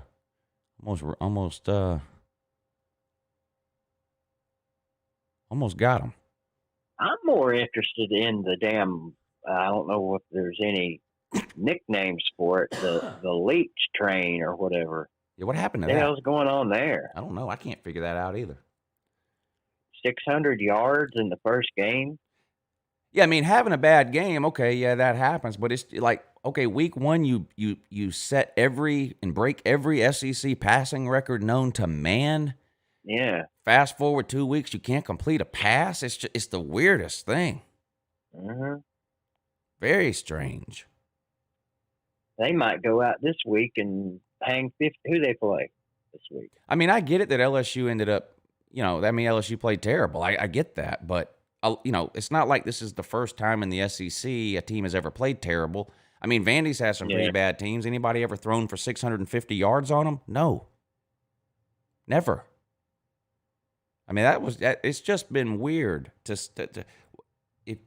you watch that Mississippi State, there was people saying, oh my God, look at this. He's fixing to take over the SEC. Now the guy can't get a first down. It's the weirdest thing. It is. Weirdest thing.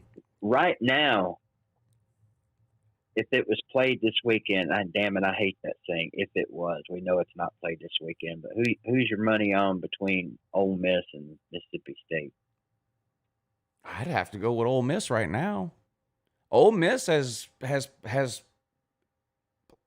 played consistently well on offense. Mm-hmm. I mean, we just saw what they did to Bama. We saw what they did to Florida a couple of weeks ago. There's 40-something points against Kentucky. I mean, so their offense has been consistently, Mississippi State is hit or miss. Well, Mississippi State might have a little bit of a better defense. Yeah. Than Ole Miss, but I don't know how much that'll help in that game. Well, I'd bet I'd lay money that Alabama's defense is better than better than Mississippi State's. Oh yeah. So I still think Alabama's got second best defense in the SEC. Yeah, if they scored 48 points on that defense, what are they going to do to Mississippi State? Yeah. I mean, who knows? That's a long ways from now. So right. A lot can happen between now and then. Oh, Elvis Costello might throw for 600 again this weekend. You never know. I doubt it. I wouldn't. If I had a dump truck full of $100 bills, I wouldn't put two of them on it. But right. Braves WS says Dan Mullet equals Jim Harbaugh of the SEC. I agree, and I've heard that somewhere before. That air raid offense got deflated real quick. Yeah, the Mississippi State thing is strange. Between the trenches, UJ Center had a reception on Tennessee. Yeah, here's a great trivia question for like 5 years down the road. True or false? Georgia's center had more receptions against Tennessee in 2020 than Tennessee had rushing yards. True. When did this happen? That hook and lateral. Oh yeah. That was something, boy. Now he didn't have a reception; he had a fumble recovery. Yeah, well, we're going to count it as a reception. That was crazy. Mm-hmm. That's one of those things you see that happen, and you go, "Okay, yeah, everything's going our way now." Yep. Nothing. The rest of the day is going Tennessee's way. Yeah. I thought Burton handed it off as he was getting tackled, and that, well, hell, he did. He just didn't mean to. That was crazy. What year is that kid, Burton? Freshman, true freshman. Yeah, oh boy.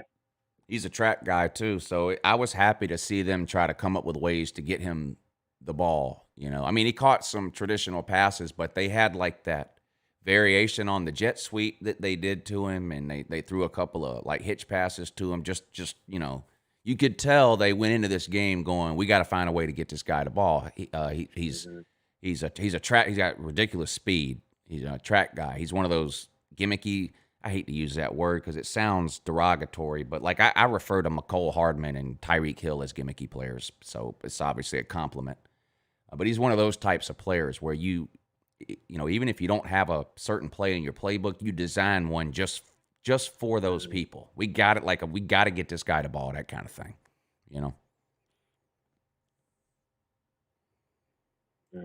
Yeah, true freshman. Be looking forward to seeing how many holes he tears in our ass the next 2 or 3 years. Yes. I wonder how many catches D'Angelo Gibbs will have for you guys next year. How many catches what? Wonder how many catches D'Angelo Gibbs will have for you guys next year. I'm going to go ahead on that on a limb and say 0. Okay. Yeah. I think he could end up being the next great Tennessee player. He could. If he gets in the game.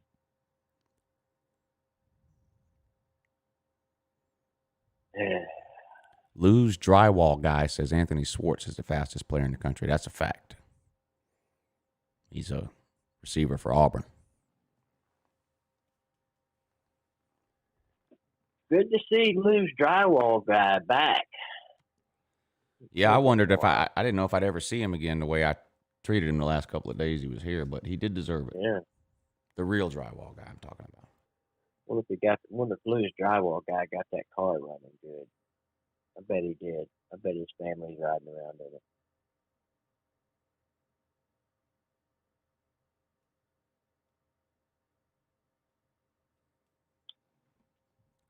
in it. No, Shelley. Schwartz is faster than Waddle. Schwartz has Olympic speed. If he wasn't playing football, he'd be training for the Olympics. We're splitting hairs. It's not an insult to Waddle to say that he's not as fast as Schwartz. Schwartz is the fastest guy in college football, period. Waddle is amazing. Waddle's a better football player than Schwartz, but he's not faster. Usain Bolt is faster than Waddle. That doesn't make Usain Bolt a better football player. Braves WS, thank you, sir. He says, heard Matt Landers will be looking for disability benefits since he can't do anything. I don't understand why he ever sees the field. I don't. The guy's terrible. He's been terrible for 3 years. I don't know why we keep putting him out there like something's going to change. We're loaded with wide receiver talent for the first time in forever, and you're sticking this. Matt Landers is Tyler Simmons without the special teams ability. Eric Gilbert transfers to Georgia. What? Stop it. I wish I knew all these names, but not really. I think he's the tight end for LSU. Oh, okay. Ryan Drew, thank you for the super chat. I love my Vols, but Pruitt looks like Bung Holio with that damn neck gator. Yeah, Pruitt looked like an absolute clown. That's 2 weeks in a row he's done that, too. Somebody said he must think you can catch COVID through your ears. I can't confirm that. I can neither confirm. I'm sure you can. I just I don't know how it happened. He don't have to worry about that, of course. He's immune, you say? Yeah. I don't see how he wears the damn thing like that. I as a joke, I put one on during my stream, trying to do the whole rally cap thing. That choked the shit out of me.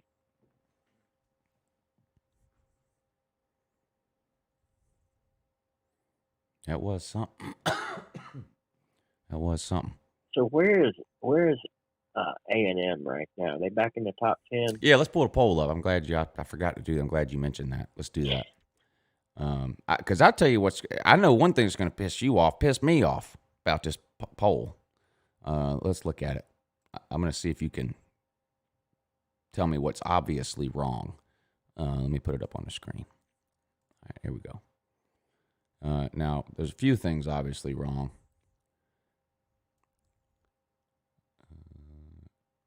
All right. Clemson, Bama, Georgia, Notre Dame. I got no problem with that. people are saying, no way Notre Dame's the fourth best team. Well, maybe not, but in terms of ranking, who see, when you say that, you can't just say that. You got to tell me who you're going to put there. You know what I mean? It's a weird year. Do people really think North Carolina is the fifth best team?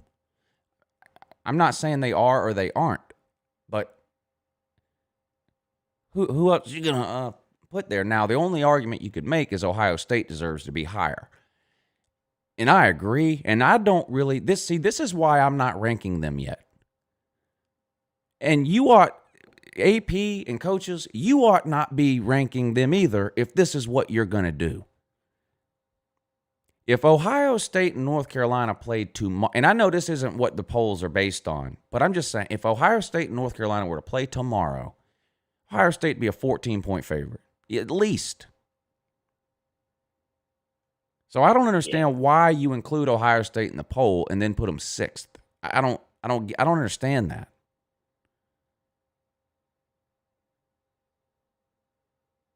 I don't get it.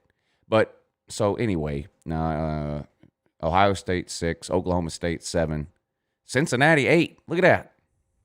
People called me retarded. I've had Cincinnati in my top 10 for 3 weeks. Now look.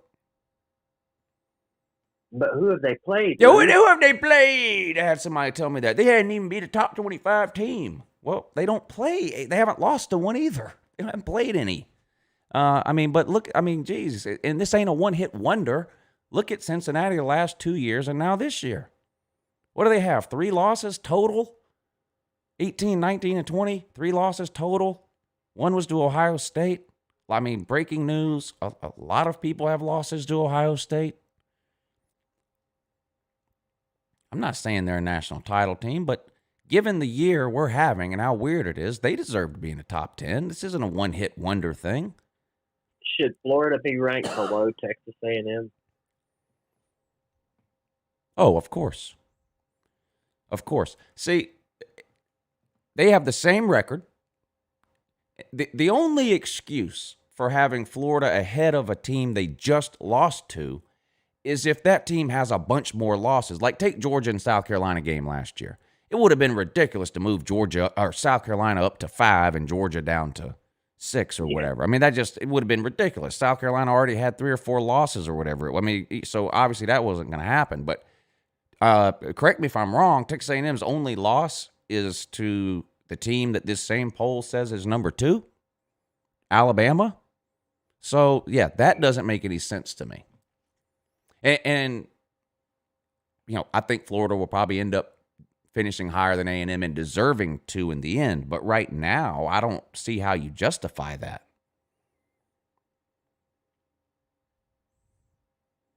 Neither Miami nor Tennessee fell all that far. They both fell, 6 spots, something like that. Miami to 13, Tennessee to 18. Auburn 2-1. I disagree with that. They're really 1-2 and haven't looked good now 2 weeks in a row. I would put Auburn somewhere 20 to 25. Yeah, they're. But who's not in this poll, BVD, that should be? They have a win over a top 25 team. Now, that team's not ranked in the top 25 anymore, but they were ranked in the top 25 when this team beat them 2 weeks ago. They're undefeated.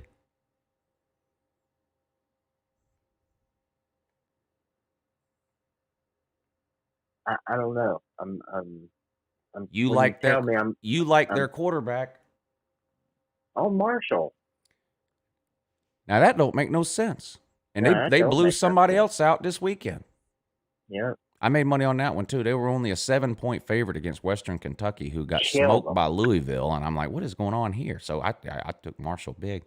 Now they're the first one in others receiving votes, but they should have been in the top 25 the week after they beat App State. Yeah. How'd Louisville do this weekend? They got boat raced by Georgia Tech on Friday night. Damn, really? Yeah.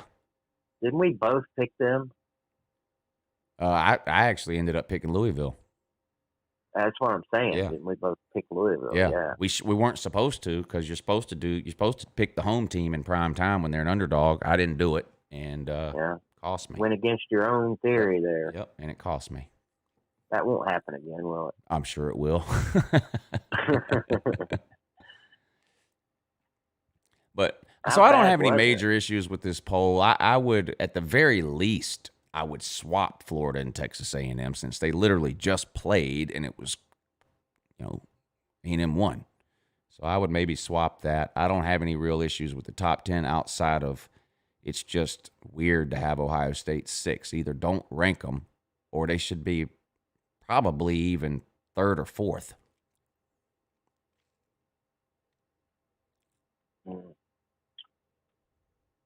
Yeah, that Marshall's weird to me. I think Auburn is too high at 14. But I don't have any big issues. I don't have any huge issues with the poll. If Georgia would have been 2, I wouldn't have had a problem with that either. Yeah, Auburn. To me, they're 1 and 2. They didn't get penalized enough, I don't think. Georgia has 2 wins in a row over ranked teams.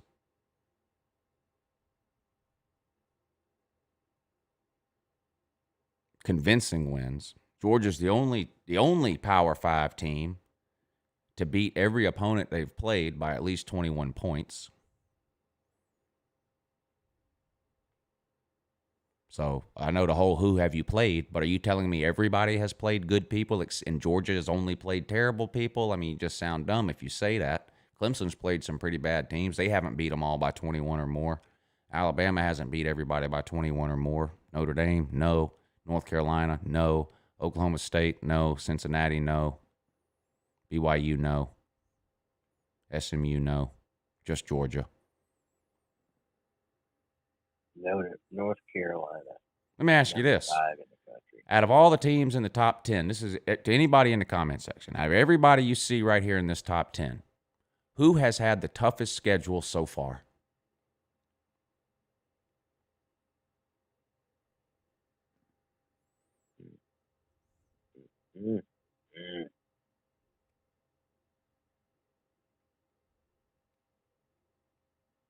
Ain't got no interest in it. I do. It's Georgia. Out of these teams in the top 10 right now, so far, Georgia has played the toughest schedule. How can anyone disagree with that? If it's not Georgia, who is it?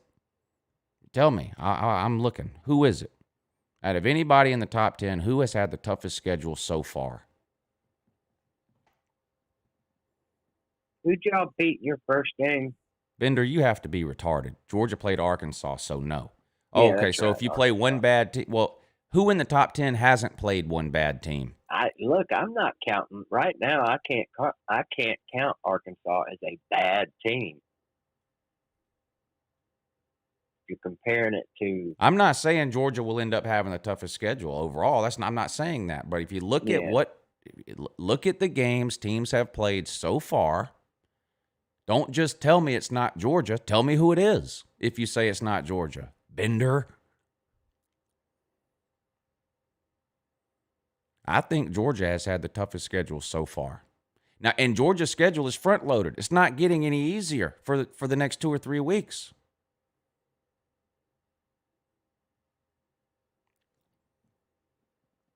There's another idiot. Thank you, G. White. Every comment you make proves every point I've ever said about you, but these people, who? Tell me, G. White, who in the top 10 has had a tougher schedule than Georgia? All you mouth-breathing nitwits, not Georgia, they played Arkansas. Well, tell me who then. Who?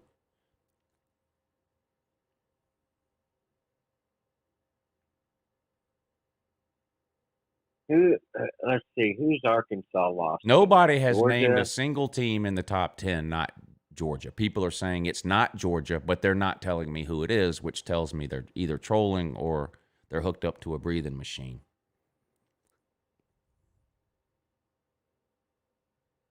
Now, the second half of Georgia's schedule is a cakewalk compared to the first half.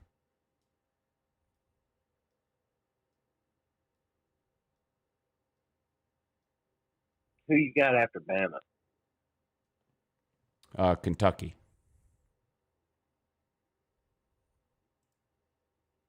In Florida, maybe? Yeah. At Alabama, at Kentucky, at Florida, at Mizzou. Those are our next 4 games. Then we get at Florida. Listen, we got 1, 2, 3, 4 road games in a row. 4 road games in a row coming up. At Kentucky, at Florida, at Mizzou. At Bama. At Bama, at Kentucky, at Florida, at Mizzou.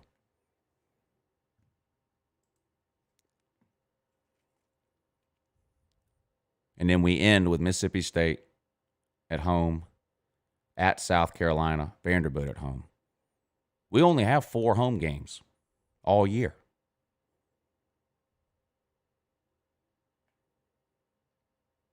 Tough break, Blue. Because old people think it's cool to play in Jacksonville.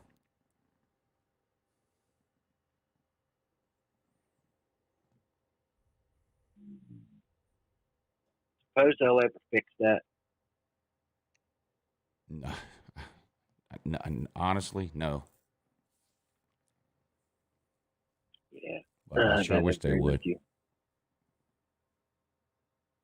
I mean, they fixed it with the Iron Bowl.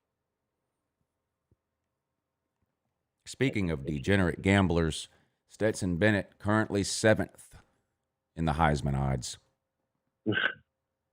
So if you're allergic to money, go put some money on that. What does the Heisman race look like right now? Top 5. Trevor Lawrence on top, of course. Let me pull it up, make sure I get it exactly right. I'm going to go out on a limb here and say Jarrett Garantano's not on that list.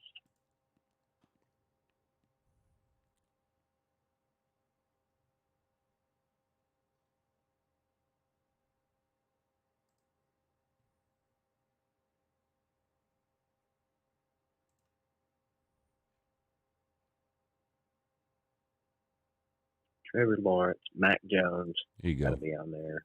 Trevor Lawrence plus 350. Kyle Trask plus 350. Oh, okay. Kyle Trask plus 400. Justin Fields plus 500. De'Aaron King plus 600. Mac Jones plus 1,000. Jalen Waddle plus 1,400. Stetson. What about Jalen Waddle and Stetson Bennett have the same Heisman odds?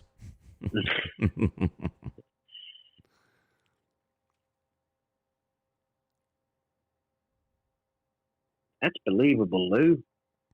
And you may be able to find different odds somewhere. You know, I don't know.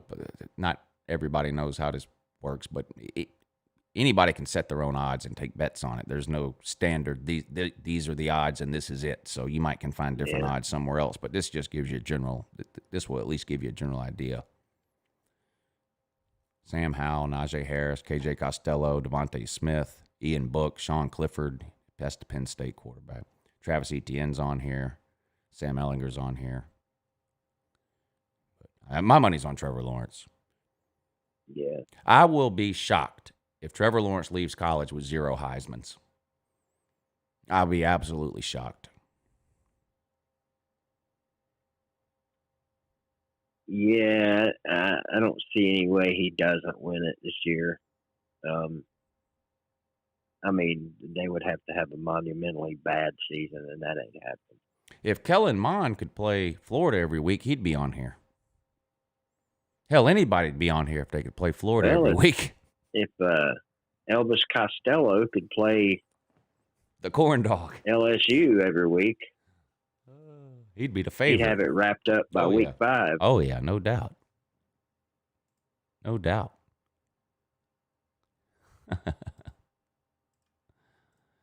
Oh, man. Crazy. Yeah, I think it's going to be Trevor Lawrence. I guess it's, yeah, I think it's going to be Trevor Lawrence. I really do. Sunshine. Matthew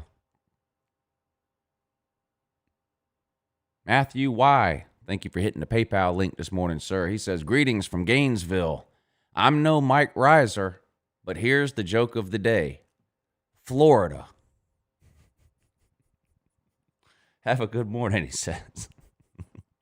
That might be the funniest joke we've gotten so far on Anything these jokes from of the Mike day. Reiser? I don't think so. Pull it back up. I don't think so, though. Nope. Bears, Cubs, Canes is here to eat his crow, I guess. He says, Florida football blew dick this weekend. Miami and FSU is normal, but the Gators, UF defense sucks. Have a good week, Lou, BVD, and everyone in the chat. Glad you survived the weekend, BCC. Tough loss for your Canes.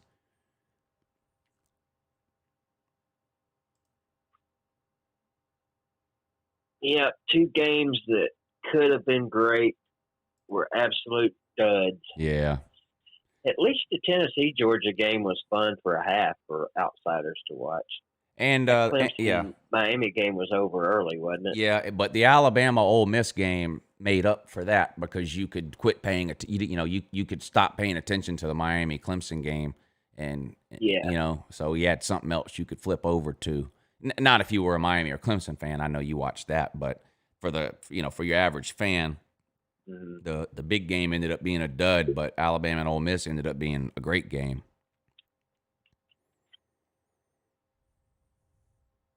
Did you happen to see the end of the? I know you're not an NFL fan, but the end of the Minnesota-Seattle game last night. What happened? 2 minutes to go. Minnesota's got the ball up 5 on the Seattle, 4-yard line, 4th and inches. What are you doing? Up 5. Oh, you kick a field goal and go up 8. Right. They went for it. Oh, my God. Didn't get it. Seattle drove 97 yards or whatever it was in like 13 or 14 plays, and Russell Wilson threw a touchdown on the last play of the game. Wow. Well, not last play. They,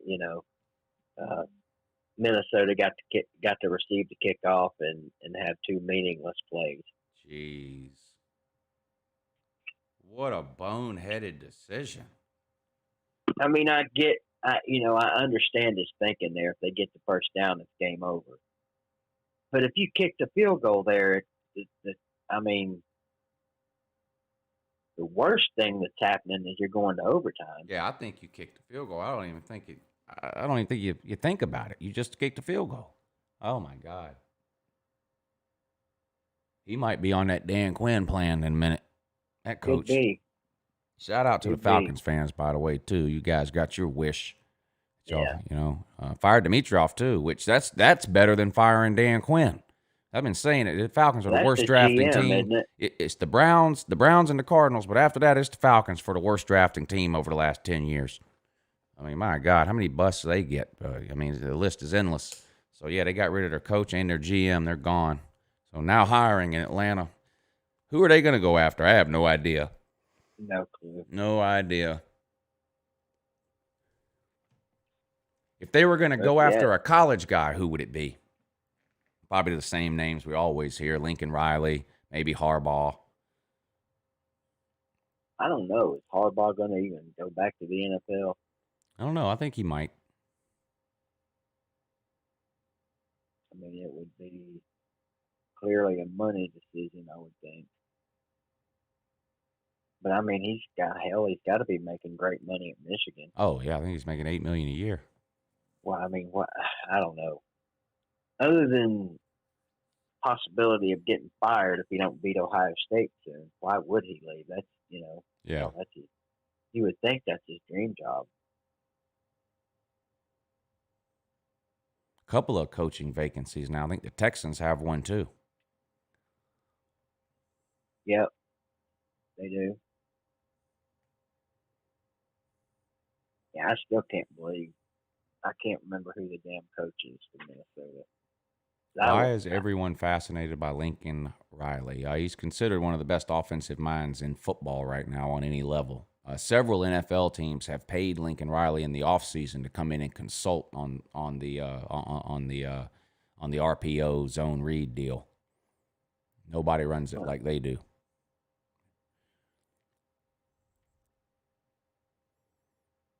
There's probably a lot of teams that would love to in the NFL that would love to have Lincoln Riley on their offensive staff, whether it's as head coach or some whatever. The list is long.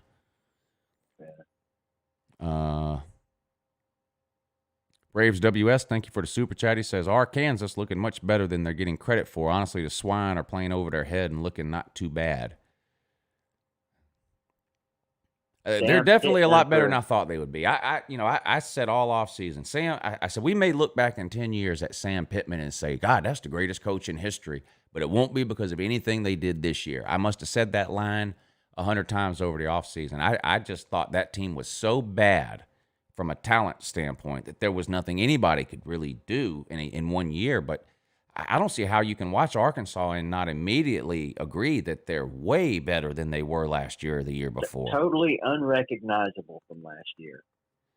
I mean, the defense has played really well, and and to Pittman's credit, he brought in a lot of experienced people, all SEC experience. What's the guy's name from? He brought the guy in from Missouri to run the defense. I'm drawing a blank on his name now. Their ex-head coach, and he ended up not being a good head coach. But it's like Will Muschamp. If Will Muschamp were to get fired tomorrow from South Carolina as head coach, what's tomorrow, Tuesday? He'd have a job Wednesday on a defensive staff somewhere. The guy knows defense. I mean, both things can be true. Will Muschamp can be a below-average head coach. He's still an amazing defensive mind. He would have a job immediately. Barry Odom. Thank you, Jarvis. Thank you, Jeremy. Yeah, Barry Odom. So, they got – I think he made some good hires there. And I guess, we can think what we want about Felipe Franks. He's clearly an upgrade over what they had to choose from there. Yeah. So I've been surprised that Arkansas has played as well as they have, and they should be 2-1 right now. They are 2-1. Yeah. I mean, they were absolutely robbed. What if that ends up costing them a bowl game? Oh, that would be terrible. That'd be awful. That would be terrible. Braves WS says it would take Stetson Bennett beating Bama twice and Clemson to win the Heisman. Well, the Heisman is given out way before they would ever have a chance to play Clemson. Heisman's given out. I don't know. Have they changed the date of the Heisman ceremony? Because normally the Heisman ceremony is the weekend after the conference championship games. But this year, the conference championship games aren't till December 19th. So I don't know. I'm assuming they're going to not do the Heisman until after the regular season, which would be after Christmas. But I don't know. I haven't heard that. I haven't thought about that till just now.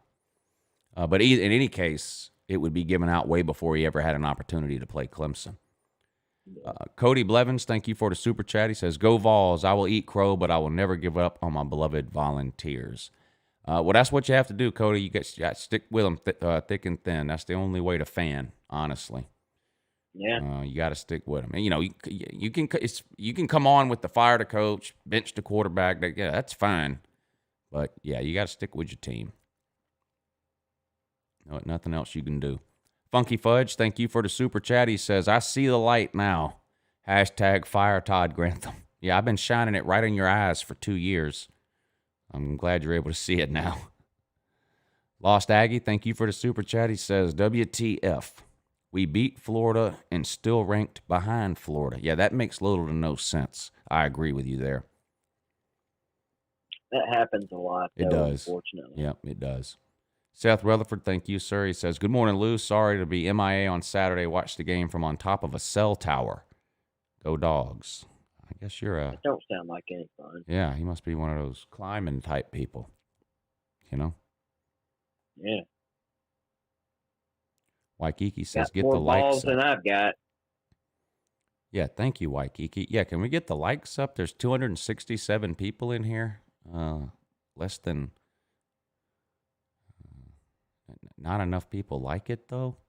Less than a Yeah. third? What's with that? Wow. I thought we were doing a pretty good show today. Apparently, I was wrong. I There they really go. did think today's show was going pretty good. Now they're clicking it. We've talked football the whole time. We looked at the poll. We looked at Heisman odds. BVD ate crow and apologized for being wrong again. I did? Sorta. Yeah, I guess I did. Hey, Shout Lou. out to you Go ahead. people, too, for showing up for the morning show. Yeah, this morning show is, man, I love this morning show. I don't know. I can't lie. I think this is still my favorite show. I thought in the beginning maybe it was because it was the newest one I was doing or whatever. I love this show. Yeah, I'm not a morning person either, but once I get up, if I can just get myself up and get going, I love doing this too. I just the whole morning part. I joke around with people saying, "Boy, I wish this was the afternoon show or the mid morning show," or you're used to the morning thing. You Yeah. got them kids, Right. you got them youngins. My youngin now, I'm getting stories about, "Oh, Dad, I don't feel good today." "Why is that, honey?" I got a little sick last night." "Oh, I'm sorry, honey. Are you okay?" "Oh, yeah, I'm fine. I just drank a little too much." God damn it. Failed as a parent. Got a 20-year-old that likes to have fun on the weekend. Feels Yeah. wrong. Unacceptable. Yeah. My Work kids their ass off. are in the middle of one of those things where because they're still only going to school every other day. Mhm. So like 1 week, like they go Monday, Wednesday, Friday, and then the next week they go Tuesday, Thursday. So last week was a Monday, Wednesday, Friday week. Well, they didn't have school Friday because of some kind of whatever fall break or, or teacher Yeah, work day or fall whatever. break. So they went to school last Wednesday. Thursday, they were a school from home day. And then they were supposed to go back Friday, but they didn't. So they were off. They didn't go to school Thursday. They didn't go to school Friday. Today and tomorrow are somehow off days or something. So they basically have like a week off. It's weird. You can't figure it out. Supposedly they're Today's voting. a holiday. Supposedly they're voting. Is it today? Today or tomorrow? The school board is going to vote about going back to a more normal type schedule. And it might pass. I don't know. There hasn't been any huge problems in this county. I mean, I think every school has had one or two, like, kids come down with corona or something, but there's been no, like, quote unquote outbreak or whatever, where they had to close a school for a week or 30 kids got it not that I've heard anyway. And supposedly they agreed to make all that public if it happened, not names, but numbers, Right. and we do get the email, nobody tested positive this week, one positive this week, whatever. So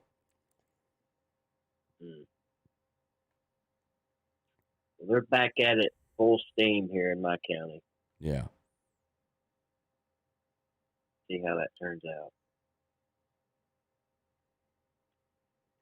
Lou, do you remember the Ray Goff era? Bad memories. I do remember the Ray Goff era. That's where it's kind of.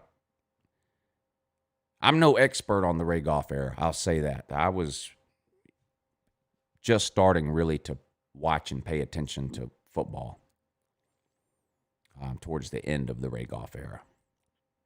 I remember the Ray Goff era. First game I went to, Ray Goff was still there, but Jim Donnan took over in 92? I think first game I went to was 89, and I was young. I was 11, so I wasn't like I was watching every Georgia game, or I've told this story a million times, but I didn't grow up in a quote-unquote college football household or anything like that, watching football every Saturday. So I'm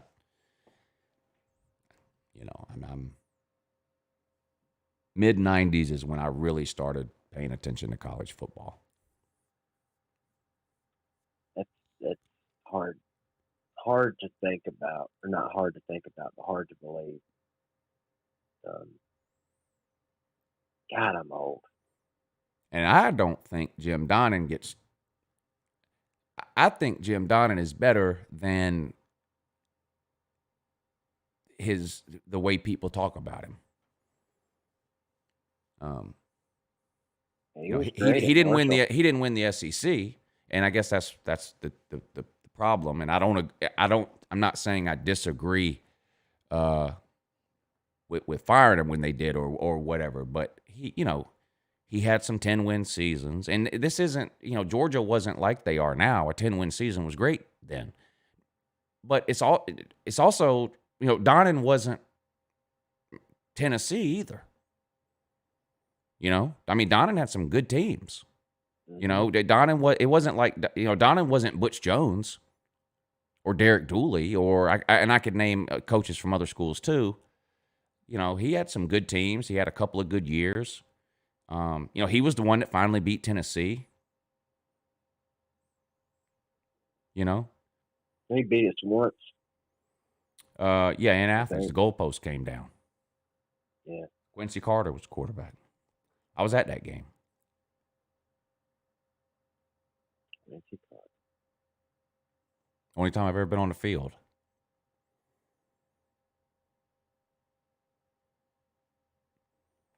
So I think he was better than he's given credit for. I think when you compare him to what came after is where people say, whoa.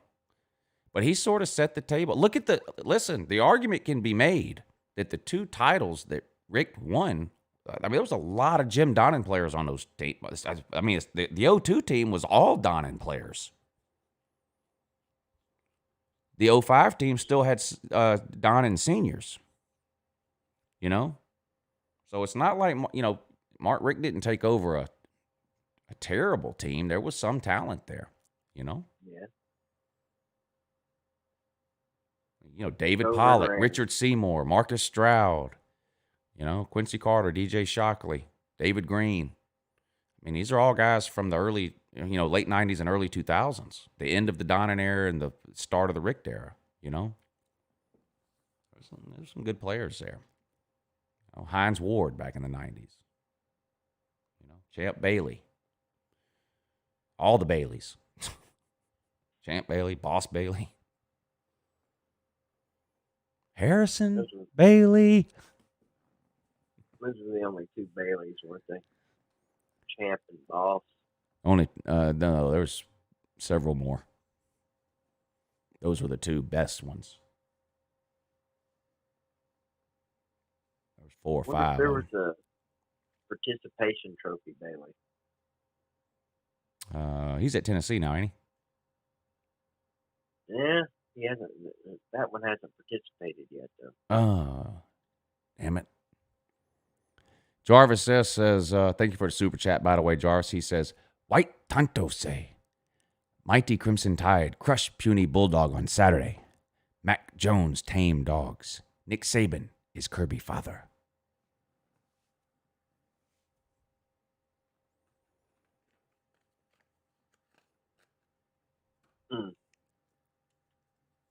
Ain't got no interest in it. I ain't got no interest in it. Gonna be a good game. Gumps are favored by 4.5. Where's all my gamblers at? Which way you lean in there?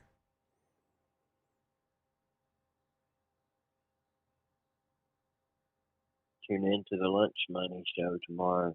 Oh, I'll take Georgia in 4.5. Wow. 42-14, Alabama, says Cody Branch.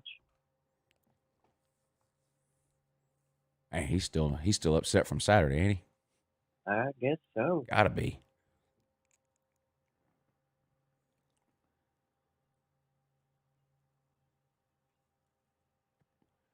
I'll take that bet, Cody, and I'll lay 3-1. So, how many points is that? 24, 34, plus 8, 28 points. I'll take Georgia in 28. If I lose... He meant to put 24 for Georgia. If I lose... Oh. Shorted you 10 points. Well, that's... I disagree even with that, but that's reasonable. Oh, no, Not 42. 42? No. No. I thought you meant 24 to 14. No, that's 42 not to reasonable at 24? all. No. What did you see Saturday, Cody, that makes you think anybody's scoring 42 points on that defense? Is it the 21 first half points, 7 of which were gifted? I don't know. I'm not making a score prediction on that one.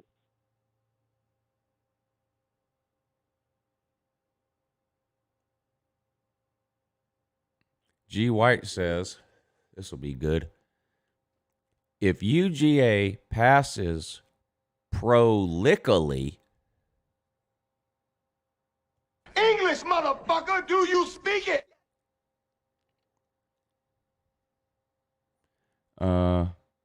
Seth, thank you for the super chat. He says, instead of the playoff era, should we call this the We're Back era? Shorthorns, Voltards, and the Miami Tropical Storms. Well, Texas, 2 losses. Well, how about this? Who will finish the season with less losses? Texas, Miami, or Tennessee? What do you think, BBD? Tennessee, I'm sure. I don't blame you. I might agree with you, actually. Maybe Miami. Could be Miami. They've got a little easier road than Tennessee.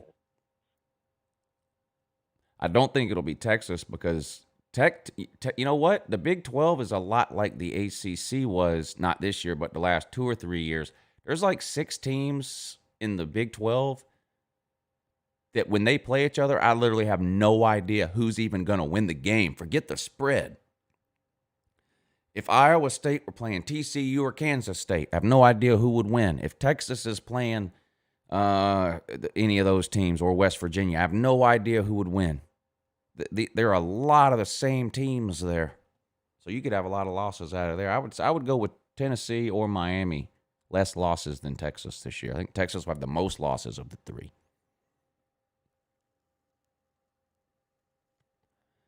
Do y'all think Florida still has a shot? Shot at what? Making a bowl game? Yes.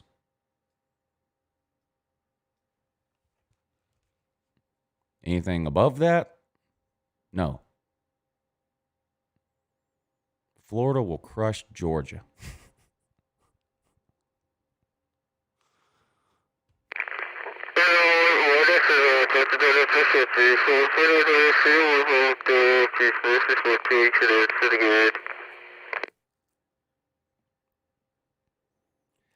People don't believe. Roger. There's no way. He might think there could be people that think Florida will beat Georgia. There's nobody that thinks Florida will crush Georgia. Nobody. I don't think there's a soul that's willing to bet $1 that Florida. How many points is crushing? 21?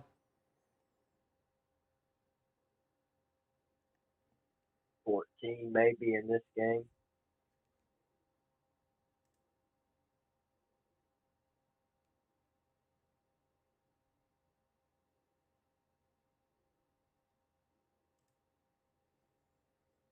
I don't know.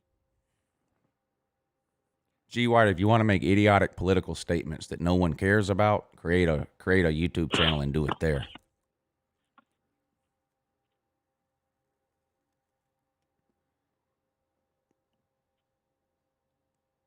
I'm not even willing to bet that Georgia will crush Florida. How is anybody willing to bet that Florida would crush Georgia? Crushing equals 20 plus. There ain't a soul that'll bet that.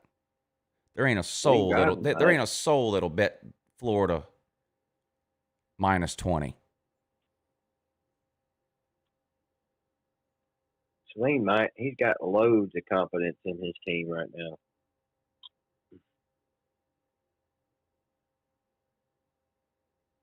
Damn it.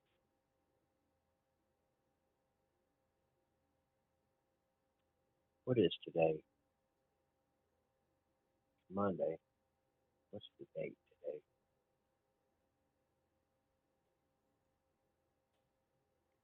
Ballard, you think Florida will beat Georgia by 6? I'm starting to wonder about him. You know, for a while there, I thought he was Mark Rogers Jr., but I don't know. Well, then again, Mark Rogers did pick Kentucky to win the East, so maybe he ain't all there either. Yeah. Ballard's already picking Florida to beat Georgia. Or maybe he's saying Florida by 6 over LSU. I mean, Ole Miss scored 2 touchdowns against Alabama while this show has been going on. Oh, what the? And he's picking Florida to beat Georgia. Power just flickered here. I got a storm up there? Well, I mean, it's supposed to rain all day, but I don't know that we got storms coming.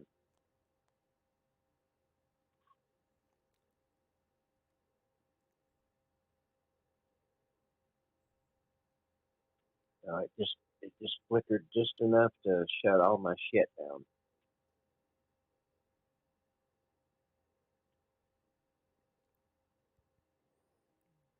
Did Ballard pick Tennessee last week? Ballard, who'd you pick last week? Well, that's fine that you picked Florida in the offseason, but a lot of people picked Florida in the offseason. You're allowed to change your mind, Ballard. Did you pick Florida to beat Texas A&M in the offseason too? Asking for a friend.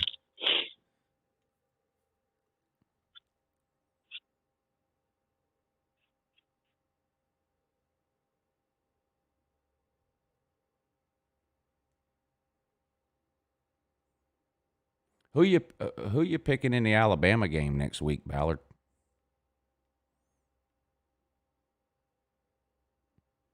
What's up, Alan? Ballard had Florida winning the East. Florida, he has what now? Ballard's picked Florida to win the East in the offseason. Oh. But a lot of people did. They were the favorite. Florida was the favorite to win the East.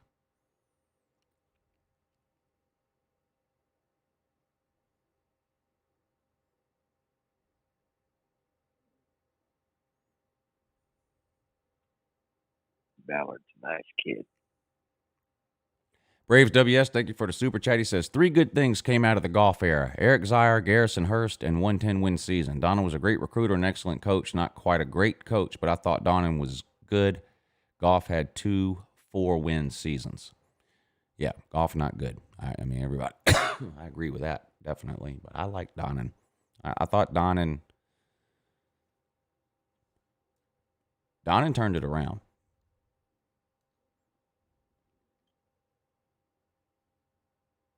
Charlie Strong is going to have to be promoted to D coordinator. Well, that's what's alarming is that he's already on the staff and you're still that bad. He is a good defensive coordinator, but what is he doing there now? Strong is on what staff? He's on Florida staff. Are you sure about that? That's what they're saying. In order to be promoted to defensive coordinator, you have to be on the staff. That's I mean. Oh, they're talking about Alabama. I thought they were talking about Florida. Strong is on Alabama's staff, they're saying. What is his job? Well, we know he's not the offensive consultant. Butch has got that one wrapped up. Exactly, G. White. On my channel. Which is why I told you to start your channel. Try to keep up. Clay says, undefeated national title for the Dogs, Lou. I would love a national title. Could care less if it was undefeated or not. Yeah, me either. I mean, Georgia has a perfect season. Not everybody can say that. We can. Florida can't. 125 years, 0 perfect seasons. The streak is still alive in 2020.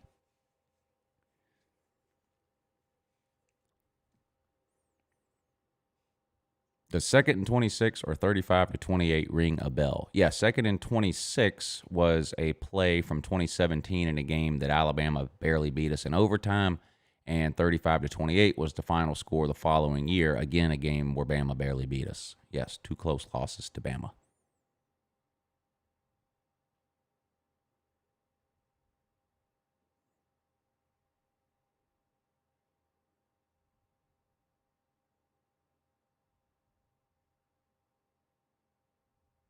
Dun, dun, dun. Night game, too, 8 o'clock. Going to be a good one. We're going to wrap this show up, though. I got to get to work on my top 10 video for this week. I'll have that coming out hopefully early this afternoon. That'll be on the main Tennessee channel. Won't be in it. Huh? Tennessee won't be in it. Well, I started doing the top 25 because people wouldn't stop complaining about it. So I only talk about the top 10, but then at the end of the video, I list 11 through 25. So Gotcha. Tennessee will be in that part somewhere. They're not falling out of my top 25, but they'll drop a couple of spots probably, but they're not falling out. Now, Miami, they'll fall out. They're not in there anymore. And Oklahoma still won't be in my top 25, even with that meaningless win over to Shorthorn. So there's some spoilers for you there. As well, they shouldn't be. Right. But we appreciate y'all tuning in this morning. We'll be back tomorrow morning, Tuesday, 8 a.m. to do it all over again. I'll have the top 10 video coming out on the main channel this afternoon. I think you guys know the live schedule, Monday, Tuesday, Thursday, Friday, 8 a.m. That's this show. Tuesday and Thursday at noon, me and Pigskin Pete and the Gambling Show. He was at the Clemson-Miami game, so we'll talk to him about that tomorrow, too.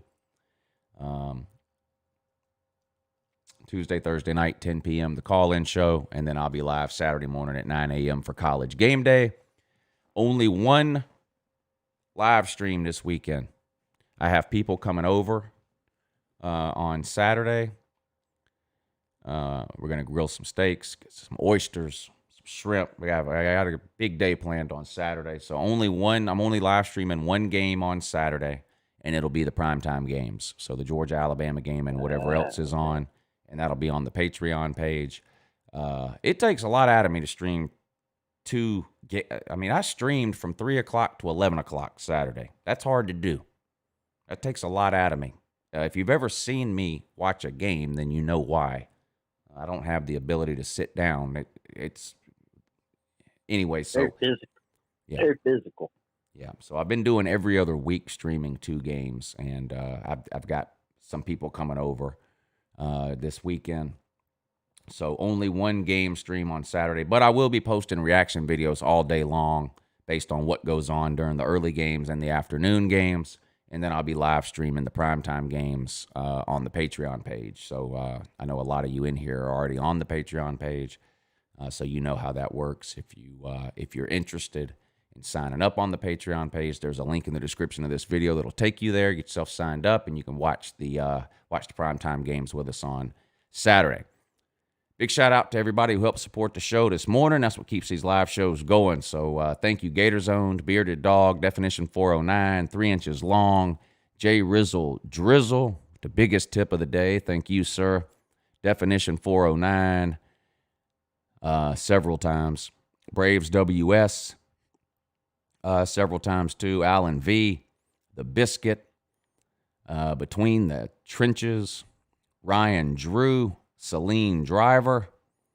Did I skip that one? I think I skipped a couple of these. Braves WS say Coach Mack got UNC looking like they did back in 97. They do look good, and man, everybody talks about Sam Howell, but those 2 running backs they have are no joke either. And Celine Driver says if Florida's in your top 10 this week, then your poll is meaningless. # fire Grantham. I think we need to keep Grantham. Yep. Cody Blevins, thank you, sir. Funky Fudge, Lost Aggie, Seth Rutherford, Waikiki, Jarvis S., and Clay Gangstad. Appreciate all you guys supporting the show through the Super Chat. And then over on the PayPal, we had Matthew Y., we had BCC, which of course is Bears, Cubs, Canes, And we had Ryan P. Let's see what he had to say. Morning. Florida sucks. Go Dogs. Short, sweet, to the point, and 100% accurate. It is a good morning. I agree Florida with. does sucks. I agree with 50% of that comment. Yes. I agree with 100%. BVD, you showed up. You took your medicine. I didn't have a choice. You're good people. You sent me a screenshot yesterday. You've already paid off your bet. Got my 2 mini helmets on the way. Oh, I should have time today to work out a Carter's deal too. I'm kind of looking forward to it. Carter lost a bet to me too. He has a Tennessee helmet. He has to record a video and upload it. And so not a live, he asked me about this, but no, not a live video that's 4 hours long and then somewhere in the live video he does this. No. Just this recorded and uploaded to his channel with no explanation provided. He can't say why he's doing it. He can't say this is a bet I'm paying off. He literally has to put on the Tennessee helmet, hit record on his phone, and read a script that I send him, and then stop recording, upload the video. He can't explain himself in the video or the comment section or the description. He literally has to just put the Tennessee helmet on, look into the camera, and read the script that I send him. It's going to be great. Should have time to get that to him today. And tomorrow we'll start talking about all these games next week. We had fun today laughing at some of the losers. We'll shift our focus to next week's games. Got some good ones. Of course, Georgia, Alabama, but there's plenty of others to talk about too. So that's what we'll do. That's what we'll do tomorrow. Any last words from you, BVD? Oh, what's your Monday, Wednesday, 8 p.m., right? Yeah, Monday, Wednesday, Saturday, Sunday. Yeah. That's BVD. Sometimes I get on there Friday night if I get home. You streaming the Tennessee Kentucky game this weekend? What time is that game? I'm guessing that's a noon game probably. I will tell you right now. Definitely not the CBS game. Yep. Noon SEC Network. Oh boy. Yep, I'll be streaming that puppy. So Saturday morning, y'all can tune in here to College Game Day Watch with Lou at 9 a.m. And then once we wrap that up, which I usually end that around 10:30, guys can take you a little bit of break and then watch the Tennessee-Kentucky game with BVD over on his channel on Saturday. We have a lot of fun. Yeah. And then I think this is the first one I'll be able to do that. This will be the first time. I've been streaming the same time you've been streaming so far. It's just worked out that way, but not this week. So I'll be able to hang out over there with you too. So, and then at night, you guys can hang out with me on the Patreon page and watch the primetime games. All right, we're going to get out of here. BVD, I will see you tomorrow morning, sir. Hope you have a great Monday. You do the same. All right. Have a good one, brother. Yep. See y'all tomorrow. See you, mate.